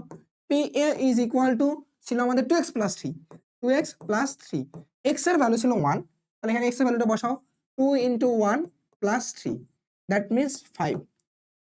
অ্যান্সার এটাই, অতএব PA ইজ ইকুয়াল টু 5। নাকি ধরো কোনো সেন্টিমিটার বা কোনো কিছু দেওয়া নেই না, তাহলে এটা জাস্ট সিঙ্গেল একক, এটা শুধু আমাদের একক, এটা অ্যান্সার। বুঝছো? দেখো আমি সাথে সাথে কনসেপ্টটা নোট করে লিখে দিচ্ছি, এটা একটু লিখে রাখবা পরীক্ষার জন্য। বলো আমাদের এমনিতে কনসেপ্ট বলো, সব ক্লিয়ার হয়ে যাবে। উপরে রেখে দেই, এইটাকে আমি এখানে নিচে দিয়ে দিই। ওকে, তো আমাদের এই অংশটুকুকে সেপারেট করে দিই। ঠিক আছে, ক্লিয়ার তো? Next question. এবার দেখো বলছে পি একটা বিন্দু হতে ও কেন্দ্র বিশিষ্ট বৃত্তে দুটি স্পর্শক অঙ্কন করা হলো। ওই সেম কনসেপ্ট, বাইরে একটা বিন্দু পি, ওখান থেকে বৃত্ত আমাদের স্পর্শক আঁকা হয়েছে। OP is equal to 70 centimetre, 17 centimetre. বৃত্তের ব্যাসার্ধ এত হলে পি এ স্পর্শকের দৈর্ঘ্য কত? কিছুই বোঝো নাই, চিত্র আঁকো, সমস্যা নেই। একটা বৃত্ত ছিল, গোল্লা ছিল, আন্ডা ছিল, এখানে বাহিরে একটা বিন্দু ছিল, এই বিন্দুটার নাম নিল হচ্ছে পি। এখন এই পি থেকে বৃত্তের আরো একটা জিনিস বলা ছিল, এই বৃত্তের কি ছিল বলো? ব্যাসার্ধ। দেখো ব্যাসার্ধ কত বলো? ব্যাসার্ধ হচ্ছে 8। ব্যাসার্ধ 8 মানে কত? এইখান থেকে বৃত্তের কেন্দ্র থেকে এই পর্যন্ত লাইন টানলে সেটা আমাদের কি বলো? বৃত্তের ব্যাসার্ধ। এটা হচ্ছে বৃত্তের ব্যাসার্ধ। আচ্ছা এখন দেখো আমি আগে স্পর্শক টানি তো, এইখান থেকে যদি স্পর্শক টানতে চাই কেমন হয় বলো? এইখানে ধরো স্পর্শক টানলাম, একটা স্পর্শক। আবার ধরো আমি এইখান থেকে এইদিকে একটা স্পর্শক টানলাম। স্পর্শক গুলার কালারটা একটু সবুজ দিয়ে দিই, তাহলে মনে হয় সুন্দর লাগবে। আচ্ছা এটা স্পর্শক গুলা কি কি বলো? নাম বলা আছে না যে ওপি, ও কেন্দ্র বিশিষ্ট বৃত্ত, তার মানে এর বৃত্তের কেন্দ্র হচ্ছে আমাদের ও। দেখো ওপি, এই ও এন পি, এইটুকু দৈর্ঘ্য দেওয়া আছে, এইটুকু দৈর্ঘ্যের মান কত বলো? এইটুকু দৈর্ঘ্যের মান দেওয়া আছে, দেখো ওপি ইজ ইকুয়াল টু 17, এটা দেওয়া আছে আমাদের 17। আচ্ছা এখন পি বিন্দু হতে ও কেন্দ্র বিশিষ্ট বৃত্তে দুটি স্পর্শক অঙ্কন করা হলো। জাস্ট আমাদের এখানে কি বলছে? পি এ স্পর্শকের দৈর্ঘ্য মান কত? এই পি এন্ড এ, এটার নাম দিলে ধরো আমি এ, এর পি এ স্পর্শক, ওই স্পর্শক যা এই স্পর্শক একই দৈর্ঘ্য, কারণ দুইজন দৈর্ঘ্য আমাদের সমান। আমি ধর এইখান থেকে এটা লাইনটা টানলাম, বুঝছো? আচ্ছা এই লাইনটা বাদ দিলাম, এটা দরকার নেই আমাদের, স্পর্শক একটা দিয়ে কাজ করি। এটা বৃত্তের ব্যাসার্ধ আর, বৃত্তের ব্যাসার্ধ দৈর্ঘ্য কত বলো তো? 8। ধর এটা আমাদের 8 দিলাম। প্রশ্ন অনুযায়ী চিত্রটা হয়েছে কিনা সেটা বলো, প্রশ্ন অনুযায়ী চিত্র হয়েছে কিনা। বাইরে একটা বিন্দু, এই বৃত্তের উপর আমি স্পর্শক টানছি দুইটি, তার মধ্যে একটা নাম দিলাম আমি পি এ। এখানে যদি তুমি পিবি নাম দিতে পারো কোনো সমস্যা নেই, পিবি একটা দুইটা স্পর্শক টানলাম। এখন কেন্দ্র থেকে পি পর্যন্ত ও পি এর ডিসটেন্স দেখো, ও পি এর ডিসটেন্স আছে আমাদের 17 সেন্টিমিটার, আর বৃত্তের ব্যাসার্ধ বলছে 8, তার মানে এটা 8। এখন আমাদের কোশ্চেন হচ্ছে পি এ এর দৈর্ঘ্য কত? এখানে আমাদের বলছে P A is equal to কত, মানে এই যে এই লেন্থটুকু কত, কিভাবে বের করবো? খুবই সিম্পল, মজার বিষয়। দেখো যখন তুমি স্পর্শক টানবা, এই স্পর্শ বিন্দুতে বৃত্তের কেন্দ্র থেকে অঙ্কিত যে আমাদের রেখাটা, কি বললাম? স্পর্শ বিন্দুতে বৃত্তের কেন্দ্র থেকে অঙ্কিত রেখাটা, এই রেখাটা এখানে লম্ব হয়ে যায়, অটোমেটিক ভাবে লম্ব হয়ে যায়। বুঝছো? এটা নোট করে রাখো, নোট, যে কেন্দ্র হতে স্পর্শকের স্পর্শ বিন্দুতে, ধরো স্পর্শকের স্পর্শ বিন্দুতে স্পর্শ বিন্দুতে স্পর্শকের স্পর্শ বিন্দুতে অঙ্কিত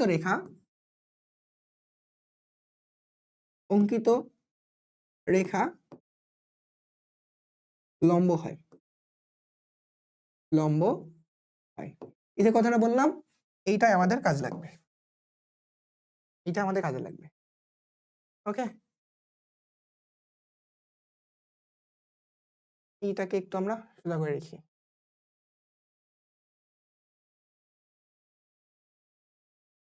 এই জিনিসটাকে একটু বক্সে রাখি তো, কারণ আমাদের এইটার হচ্ছে কনসেপ্টটা হচ্ছে এটা।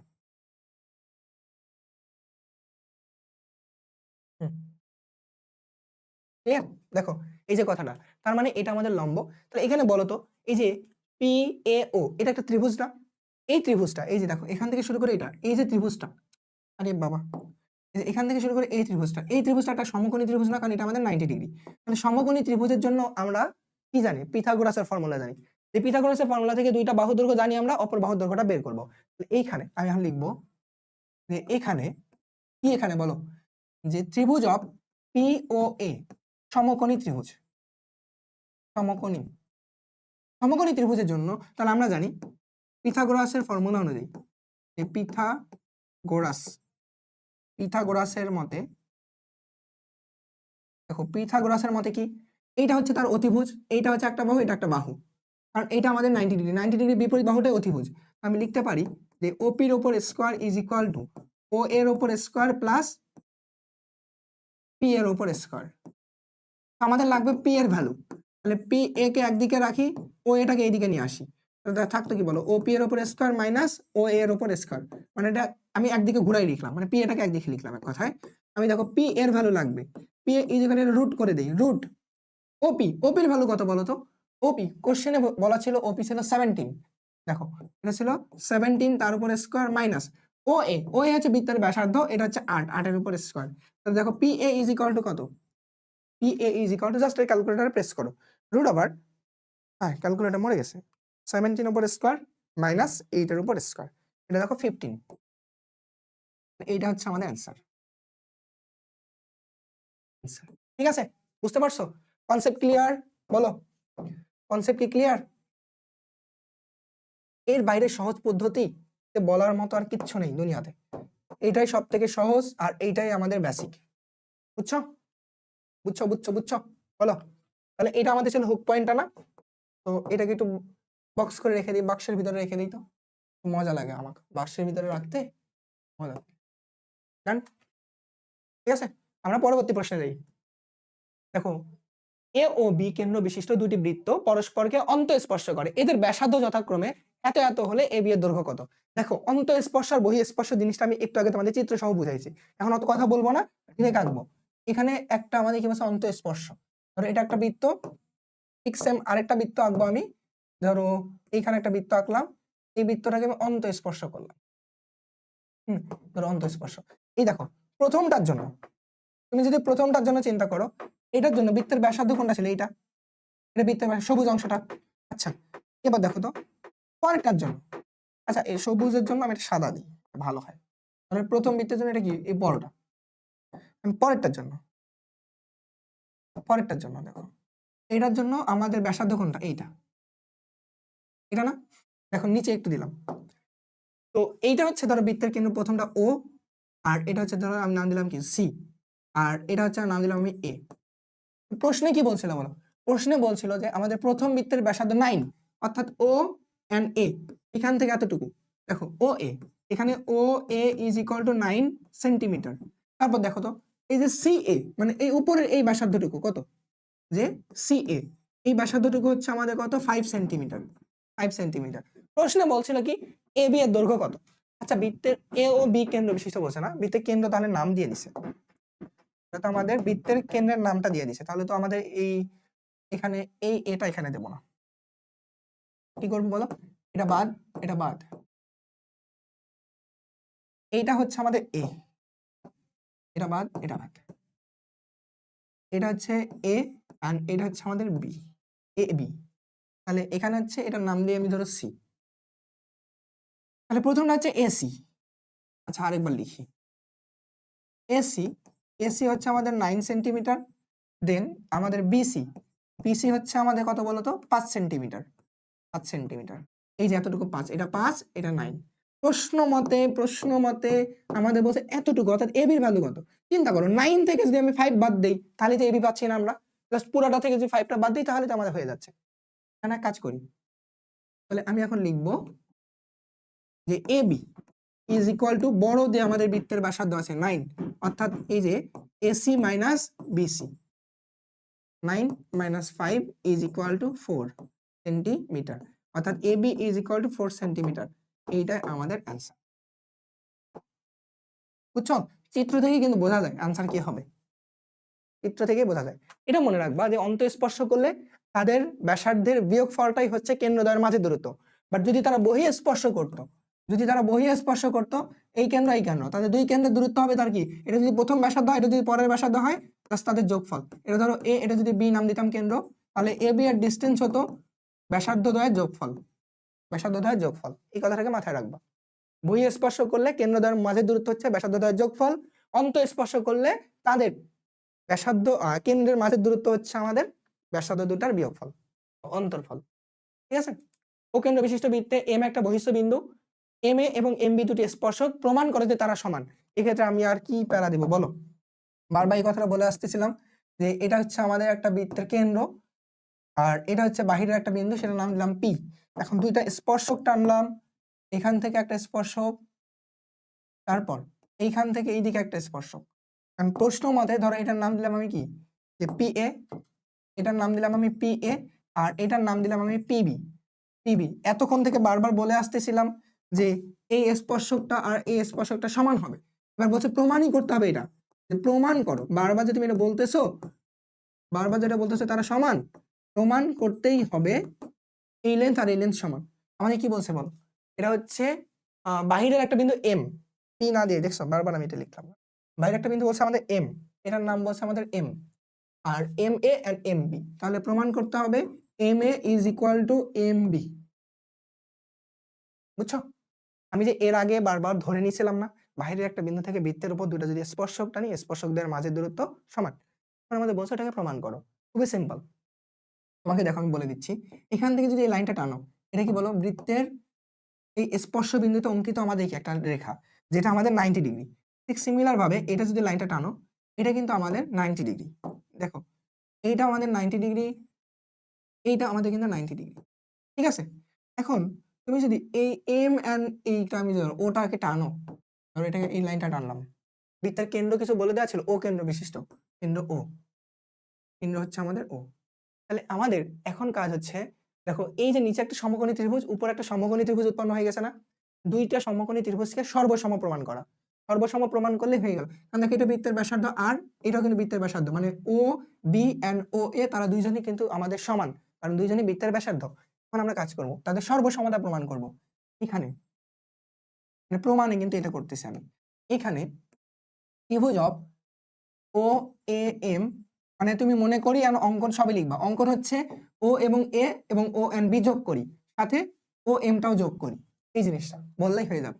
দেখো ও এ এম ওই ত্রিভুজের জন্য, ও আরেকটা ত্রিভুজ ও বি এম ত্রিভুজ, ও বি এম ত্রিভুজ, এই দুটা ত্রিভুজের জন্য কি করা যায় বলতো, দুইটা জিনিস দেখো, A O is equal to O B, জিনিসটা দেখো যে A O is equal to O B, কারণ তারা বৃত্তের ব্যাসার্ধ বা রেডিয়াস।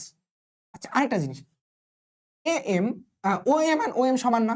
দেখো ও এম এই ত্রিভুজের জন্য একটা সাইড, এই ও এম এই ত্রিভুজের জন্য একটা সাইড, যেটাকে বলা কমন সাইড বা সাধারণ বাহু। আমি আগে কিন্তু বলছিলাম বারবার যে একই দেয়াল দুইটা ঘরের হলে ওই দেয়ালটা কি বলা হয় বলো, সাধারণ দেয়াল। তো তারা দুইজনই দুইজনের জন্য সমান। এখানে বলতে পারি যে O M is equal to O M, reference এখানে কি দিবা, তারা হচ্ছে সাধারণ বাহু।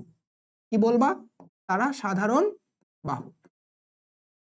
ডান, বুঝছো। এবার একটা তো আমাদের কি 90 ডিগ্রি বলা ছিল, যেহেতু তারা সমকোণী ত্রিভুজ, সমকোণী ত্রিভুজের এই ও এমটা ছিল অতিভুজ, অতিভুজ আর একটা সাইড যদি সমান হয় তাহলে দুইটা সমকোণী ত্রিভুজ আমাদের সর্বসম। আমি বলবো যেহেতু তারা আমাদের কি সমকোণী ত্রিভুজ, এটাই তুমি উচ্চারণ করে দিবা, বুঝছো, যে তারা সমকোণী ত্রিভুজ। এখানে বলবা তাহলে আমরা এইটাকে এইদিকে নিয়ে আসি, এখানে লিখবা সমকোণী ত্রিভুজের এই দুইজনের সমকোণী ত্রিভুজে, এই দুটো সমকোণী ত্রিভুজের মধ্যে এই সম্পর্ক দুটো। সমকোণী ত্রিভুজের জন্য যদি একটা সাইড আর যদি আমাদের অতিভুজ সমান হয় তাহলে তারা সর্বসম। অতএব ত্রিভুজ অফ ও এ এম সর্বসমতা ইকুয়াল লিখে উপরে একটা এরকম আমাদের সাইন ওয়েভ, তারপর হচ্ছে ত্রিভুজ অফ আরে ও বি এম তারা সর্বসম। আচ্ছা সর্বসম হলে কন্ডিশন কি বলতো? সর্বসম হলে প্রত্যেকটা বাহুই সমান। দেখো এই বাহু আর এই বাহু তখন সমান হয়ে যাবে, কারণ এই বাহু সমান, এই বাহু সমান ছিল, তাহলে বাকি ছিল এই বাহু আর এই বাহু। আমি বলতে পারি না যে এ এম, অতএব A M is equal to আমাদের বি এম, তারা সমান। প্রশ্নে কি বলছিল বলো? M A is equal to M B, একই কথা। এটাকে যদি ঘুরায় লেখো একই কথা, যে M A is equal to M B, একই জিনিস, যে লাউ সেই কি বলো কদু। তাহলে M A is equal to M B প্রমাণিত। তাহলে এখান থেকে আমরা কিন্তু বারবার লিখি যে বহিস্থ বিন্দু থেকে কোনো বৃত্তের মধ্যে যদি স্পর্শক টানা হয় দুটা, সেই স্পর্শকের স্পর্শ দৈর্ঘ্যটা মানে স্পর্শকের যে দৈর্ঘ্যটা ওই দৈর্ঘ্যটা আমাদের সমান। ক্লিয়ার? বুঝতে পারছো? Concept clear? বলো ক্লিয়ার? আমরা জানি ক্লিয়ার। এটা আমাদের চিত্র, বক্সে রেখে দিই। ডান। আমরা পরবর্তী কোশ্চেনে চলে যাই। দেখো বৃত্ত সম্পর্কীয় সম্পাদ্য, মানে আমরা আমাদের পুরো সাধারণ গণিতে দুইটা জায়গায় সম্পাদ্য খুঁজে পাই। একটা ব্যবহারিক জ্যামিতি নামে একটা চ্যাপ্টারই থাকে, আর একটা হচ্ছে আমাদের বৃত্তের একটা পার্ট, লাস্টে গিয়ে আমাদের এই যে সম্পাদ্য মানে এখানে ড্রয়িং করতে হয়, এখানে হালকা ড্রয়িং করতে হয়, বাট প্যারা নাই, অনেক সহজ। দেখো একটি ত্রিভুজের অন্তবৃত্ত অঙ্কন করো। অন্তবৃত্ত, ত্রিভুজের অন্তবৃত্ত মানে কি বলো? ধরো তুমি ত্রিভুজ আঁকলা, এই ত্রিভুজে এরকম, দেখো একটা ত্রিভুজের ভিতরে তোমার একটা বৃত্ত থাকবে, যে বৃত্তটা ওই ত্রিভুজের প্রত্যেকটা বাহুকে আমাদের টাচ করে যাবে, এটা হচ্ছে আমাদের অন্তবৃত্ত। আর এই অন্তবৃত্তটাকে আমাদের আঁকতে হবে, এই অন্তবৃত্তটাকে আঁকতে হবে, এটা আমাদের বৃত্তের একটা সম্পাদ। বুঝছো? কি করব? হ্যাঁ, একটা ত্রিভুজ নিবা, যেহেতু ত্রিভুজের মধ্যে আঁকতে হবে আমাদের, একটু বড় করে নিবা, র্যান্ডমলি ত্রিভুজ, কারণ আমাদের বলা নাই যে কেমন ত্রিভুজের জন্য তার বাহুর দৈর্ঘ্য কিছু দেয়া নেই, আমরা ইচ্ছা মতো নিব। এখন কাজ কি বলো? কাজ হচ্ছে অন্তবৃত্ত অঙ্কনের জন্য প্রসেসটা বলি। অন্তবৃত্তের জন্য মনে রাখবে, এই দেখো প্রত্যেকটা কোণ আছে না, এই প্রত্যেকটা কোণকে তুমি সমদ্বিখণ্ডিত করবা। কি বললাম? সমদ্বিখণ্ডিত। আমরা কোণের সমদ্বিখণ্ডক শিখে আসছি, বাহুর সমদ্বিখণ্ডকে শিখে আসছি। ধরে নিলাম তুমি ভুলে গেছো, অনেকক্ষণ ধরে ক্লাস করতেছো, কারণ আমি যখন ভুলে গেলাম আমি আবার করে দিচ্ছি। এই কোণ তিনটাকে সমদ্বিখণ্ডিত করলে একটা পয়েন্টে টাচ করবে, একটা পয়েন্টে এই দিক থেকে সমদ্বিখণ্ডক, এই একটা পয়েন্ট হবে আমাদের ওই বৃত্তের কেন্দ্র। বুঝছো? আমরা সমদ্বিখণ্ডক তিনটা করার দরকার নাই, দুটা করলেই হয়ে যাচ্ছে, কারণ দুইটা করলেই যে পয়েন্টে টাচ করবে, তিনটা করলে একই পয়েন্টে। আমি ধরো দুইটা কোণের সমদ্বিখণ্ডক করব। দেখো কি নিবা? তুমি হচ্ছে কম্পাস নিবা, নিয়ে এইখানে আসবা, এই কোণকে সমদ্বিখণ্ডিত করব।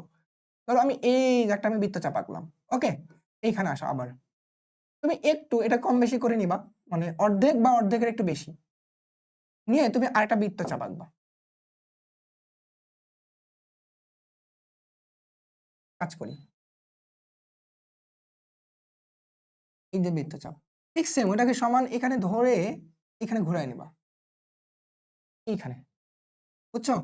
এবার তুমি এই বৃত্তটাকে এখানে এখানে রেখে এখানে তুমি লাইনটা টানো আগে, এই যে এটাকে এভাবে না দিয়ে ডট ডট চিহ্নটা দিই, এই আর আমি এটাকে এভাবে টাচ করলাম, এটা আমাদের আমাদের কি বলো অর্ধেক হয়ে গেছে। এই পুরা কোণ যদি আমাদের 60 ডিগ্রি হতো, এটা 30, এটা 30 হয়ে গেছে, অর্ধেক হয়ে গেছে। ঠিক আছে?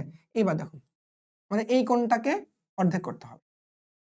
তো এক কাজ করি, একটু বড় করে নিই, নিয়ে এটার কালারটাকে অন্যরকম দিই, দিয়ে বৃত্তচাপ।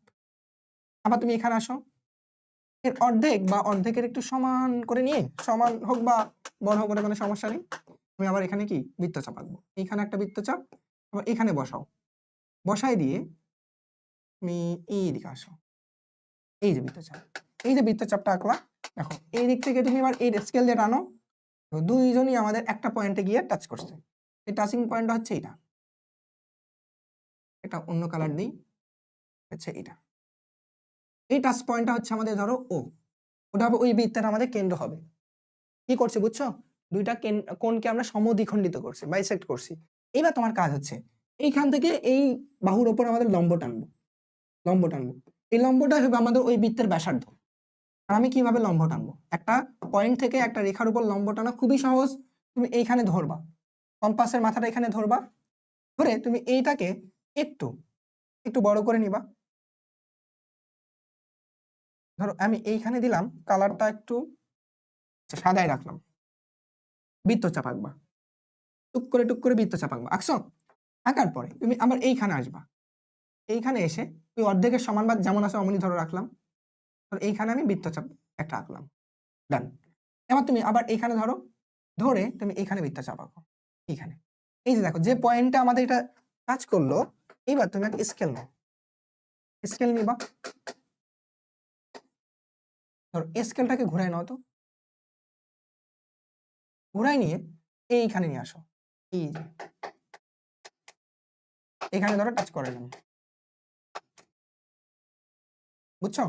এই দেখো যখন আমি এই যে সোজা টাচ করলাম, আমাদের দেখো এই যে ভূমির যে রেখাটা ছিল না, এখানে একটা পয়েন্টে কিন্তু আমাদের এটা সুন্দর করে আছে, এই যে আই হাই আই হাই, কি হলো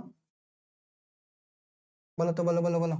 এই যে এই যে লাইনটা টানলাম, বুঝছো?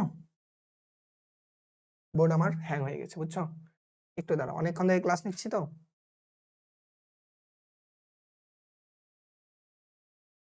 কি হলো বলো তো?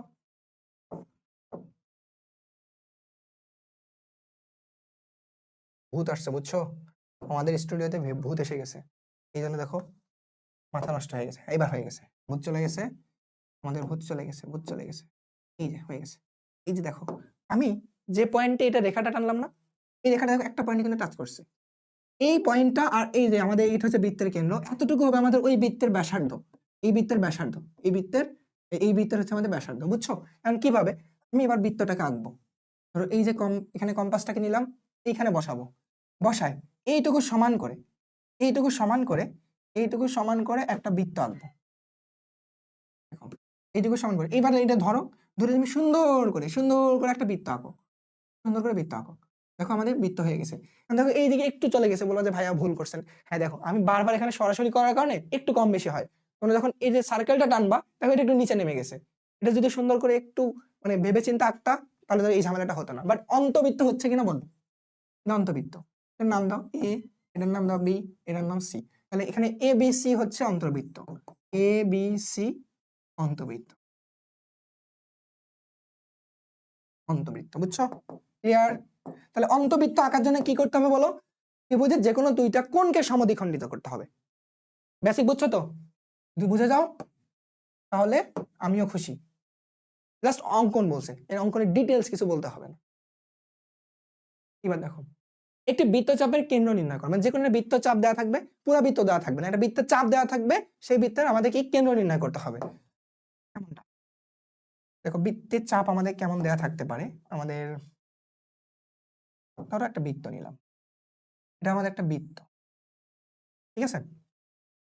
এখন এই বৃত্তের কেন্দ্র ধরো আমাদের অঙ্কন করে, বৃত্ত চাপ ধরো দেওয়া আছে, দাঁড়াও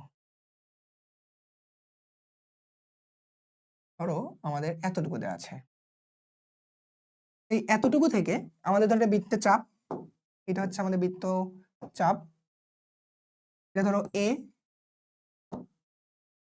ধরো এটা হচ্ছে এ, এটার নাম দিলাম আমি ধরো বি, এটার নাম দিলাম আমি হচ্ছে সি। এটা বৃত্ত চাপ, জাস্ট বৃত্তের অংশ দেওয়া আছে, বলছে তাহলে এই বৃত্তটার কেন্দ্র কোনটা হবে সেটা বের করো।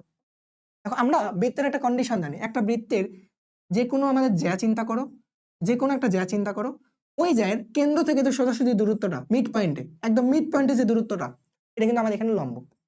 আমি যে উল্টা ভাবে বলি, বৃত্তের কেন্দ্র থেকে কোনো রেখার উপর মানে কোনো জ্যায়ের উপর অঙ্কিত যে লম্বটা, ওই জ্যায়ের আমাদের মিড পয়েন্টে সেট করে, মানে একদম মাঝের বিন্দুতে সেট করে, মধ্যবিন্দুতে।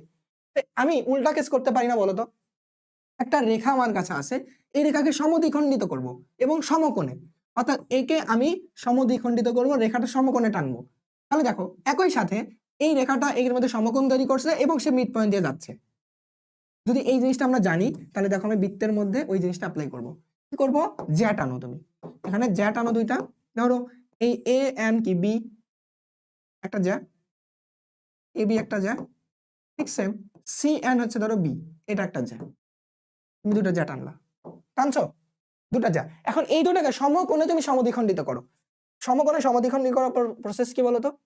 তুমি কম্পাস নাও, একটা কম্পাস নিয়ে নাও, কম্পাস নিয়ে যে কোনো রেখাকে সমকোণে সমদ্বিখণ্ডিত করার প্রসেস হচ্ছে ধরো এর অর্ধেকের একটু বেশি নিয়ে বৃত্তচাপ আঁকবা, অর্ধেকের নিয়ে বেশি নিয়ে বৃত্তচাপ উপরে এবং নিচে, ঠিক আছে?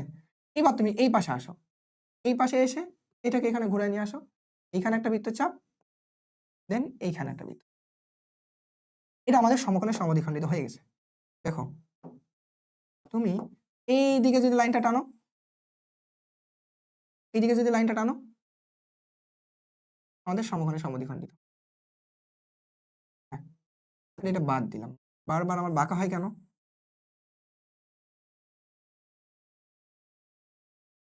তাহলে এটা আমাদের সমকোণে সমদ্বিখণ্ডিত হয়ে গেছে। দেখো এই যে আমাদের রেখাটা বড় একটা রেখা পেয়ে গেছে। এবার আমি এই রেখাটাকে সমকোণে সমদ্বিখণ্ডিত করব। তাহলে এটাকে এই পয়েন্টে নিয়ে আসলাম, নিয়ে এসে এইটাকে ধর একটু বড় করে নিলাম, নিয়ে এক কাজ করি, এটা কালারটাকে চেঞ্জ করে দিই। কালারটাকে কি রাখি বলো? হোয়াইট কালার রাখি। ধরো এইখানে একটা বৃত্তচাপ, ধরো বেশি বড় হয়ে গেছে নাকি? এইখানে বৃত্তচাপ, নিচে নিয়ে আসলাম, নিচেও ধরো বৃত্তচাপ। এবার এখানে এটা ঘুরাই দাও, ঘুরাই দিলাম, এইখানে নিয়ে আসলাম, এইখানে বৃত্তচাপ, তারপর দেখো এইখানে নিয়ে আসলাম, এইখানে নিয়ে আসি, এইখানে এসে এই যে এইখানে বৃত্তচাপ। দেখো তো এই বৃত্তচাপটা এই যে এই পয়েন্ট আর এই পয়েন্টের মধ্যে আছে না, আমি আবার এই দুটো পয়েন্টের মধ্যে অ্যাড করে দিই। এই যে দেখো এটা ধরো আমাদের হোয়াইট কালারে দিয়ে দিলাম। এইবার দেখো আমাদের কাজ শেষ। দেখো এই অংশটুকু এখানে একটা পয়েন্টে টাচ করছে, দুইজনে একটা পয়েন্টে টাচ করছে, এটাই হবে আমাদের কাঙ্ক্ষিত বৃত্তের কেন্দ্র। এই ও হচ্ছে আমাদের বৃত্তের কেন্দ্র। কেন বৃত্তের কেন্দ্র বলো?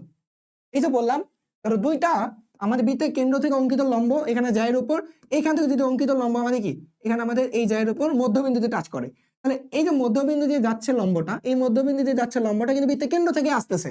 তার মানে এই রেখার মানে এই জায়ের মধ্যবিন্দু দিয়ে যাচ্ছে একটা রেখা, যে বিন্দুতে গেছে, এখানে যে বিন্দুতে গেছে, তারা যে বিন্দুতে আছে সেটা কি অবশ্যই বৃত্তের কেন্দ্রই হবে। এই ও হচ্ছে আমাদের বৃত্তের কেন্দ্র। তাহলে একটা বৃত্তের যদি আমাদের শুধু চাপ দেয়া থাকে তাহলে বৃত্তের কেন্দ্র বের করতে পারবো। এটা আমাদের বৃত্তের মানে সম্পাদ্য যে প্রথম অংশটা যখন খুলবো বইয়ে, ঠিক তখন এটা দেওয়া আছে। যে কোনো একটা বৃত্ত দেওয়া থাকলেও তার কেন্দ্র দেওয়া নেই, তাহলে সেই বৃত্তের আমরা কেন্দ্র বের করতে পারবো। যদি তার শুধু চাপের অংশটুকু দেওয়া থাকে সেখান থেকে আমরা বৃত্তের কেন্দ্র বের করতে পারবো। আই হোপ বুঝতে পারছো? অনেক ইজি ভাবেই বললাম, এর থেকে ইজি ভাবে বলার মতো কিছু নেই।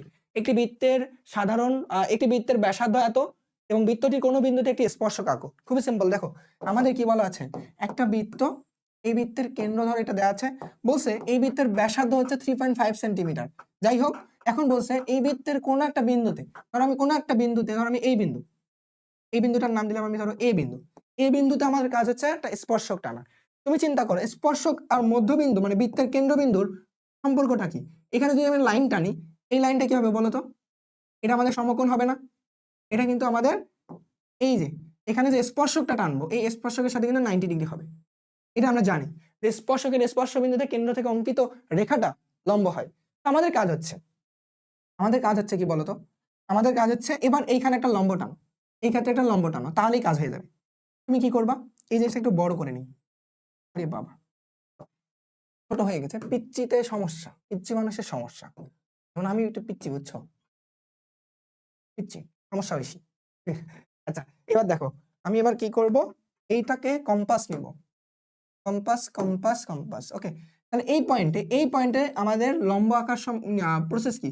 এখানে ধরবো, এখানে আসবো, এইখানে কালারটাকে ধরো একটু চেঞ্জ করলাম, তাহলে এইখানে এসে সুন্দর করে ব্যাসার্ধ আমি হচ্ছে বৃত্তচাপ টানলাম। তাহলে এইখানে আসলাম, এখানে চাপ টানলাম, এইখানে আসলাম, এইখানে একটা চাপ টানলাম, আবার উপরে আসলাম, চাপ টানলাম, এখানে আসলাম, একটা চাপ টানলাম, তাহলে আমাদের কাঙ্ক্ষিত কাঙ্ক্ষিত লম্ব টানা হয়ে গেছে। আর লম্ব টানা মানে এটা আমাদের বৃত্তের আমাদের স্পর্শক হয়ে গেছে। দেখছো, এটাই সেই স্পর্শক। এটার নাম দিলাম ধরো কি নাম দিই, হচ্ছে এ, এটার নাম দিলাম আমি এ, কেন এটা আগে দেওয়া আছে, ধরো এটার নাম দিলাম আমি এম এন এন, এটার নাম দিলাম এম এন। এখানে এখানে এম এন, এম এন স্পর্শক, বুঝছো? এম এন স্পর্শক কি করছি, জাস্ট এখানে 90 ডিগ্রি অঙ্কন করছি, অটোমেটিক ভাবে এটা স্পর্শক হয়েছে। কারণ আমরা কন্ডিশন এটাই জানি যে বৃত্তের কেন্দ্র থেকে স্পর্শকের স্পর্শ বিন্দুতে 90 ডিগ্রি হয়। তো আমরা বৃত্তের ব্যাসার্ধটুকু জানি, বৃত্তের ব্যাসার্ধ মানে এত ব্যাসার্ধ নিয়ে কিন্তু বৃত্ত রাখতে হবে তোমাকে, মানে এটার যে কাজ নেই এমনটা না। তোমার ধরো বৃত্তের ব্যাসার্ধ কিন্তু অবশ্যই এতটুকু হতে হবে, 3.5 সেন্টিমিটার হতে হবে। তুমি ইচ্ছা মতো একটা বৃত্ত নিতে পারবা না, এত মিটার এত সেন্টিমিটার ব্যাসার্ধ নিয়ে একটা বৃত্ত এঁকে তার উপর তুমি এরকম একটা বৃত্ত আমাদের হচ্ছে স্পর্শক আঁকবা, তাহলেই কাজ শেষ, 2 মার্ক। ওকে, বুঝে গেছি, বুঝে গেছি। একটি নির্দিষ্ট ত্রিভুজে পরিবৃত্ত অঙ্কন করো। পরিবৃত্ত কি বলো? অন্তবৃত্ত আমরা শিখছি, পরিবৃত্ত হচ্ছে এটা। ধরো একটা ত্রিভুজ থাকবে, ধরো এ, এই যে এ বি এন্ড সি ত্রিভুজ। এই ত্রিভুজের জন্য আমাদের বাহির দিয়ে গেছে এমন একটা আমাদের বৃত্ত, এই বাহিরের বৃত্তটার নাম হচ্ছে পরিবৃত্ত। এটা আঁকতে হবে, খুবই সিম্পল, আগের মতোই। তুমি একটা বড় করে ত্রিভুজ নাও, কারণ ত্রিভুজে কিছু বলে দেওয়া নেই। ওকে, এবার তোমার কাজ হচ্ছে, আগের বার তো কোনকে সমদ্বিখণ্ড করছিলাম না, এবার আমাদের কাজ হবে বাহুকে সমদ্বিখণ্ডিত করব, মানে লম্ব সমদ্বিখণ্ড করব। মানে বাহু মানে একটা যে কোনো একটা রেখাকে। তো আমরা রেখাকে সমদ্বিখণ্ড করার প্রসেস শিখে আসছি, মনে করে দেখো। ধরো আমি এই যে ভূমিটাকে লম্ব সমদ্বিখণ্ড করব, তাহলে অর্ধেক বা তার থেকে একটু বেশি নিয়ে বৃত্তচাপ আঁকবো, উপরেও বৃত্তচাপ আঁকবো। এখানে আসি, ঘুরে আসি, বৃত্তচাপ, বাহিরে এইদিকে আসি, এখানে বৃত্তচাপ। দেখো অটোমেটিক ভাবে আমাদের কাজ হয়ে গেছে। এক্ষেত্রে কি হয়ে গেছে বলো, এই যে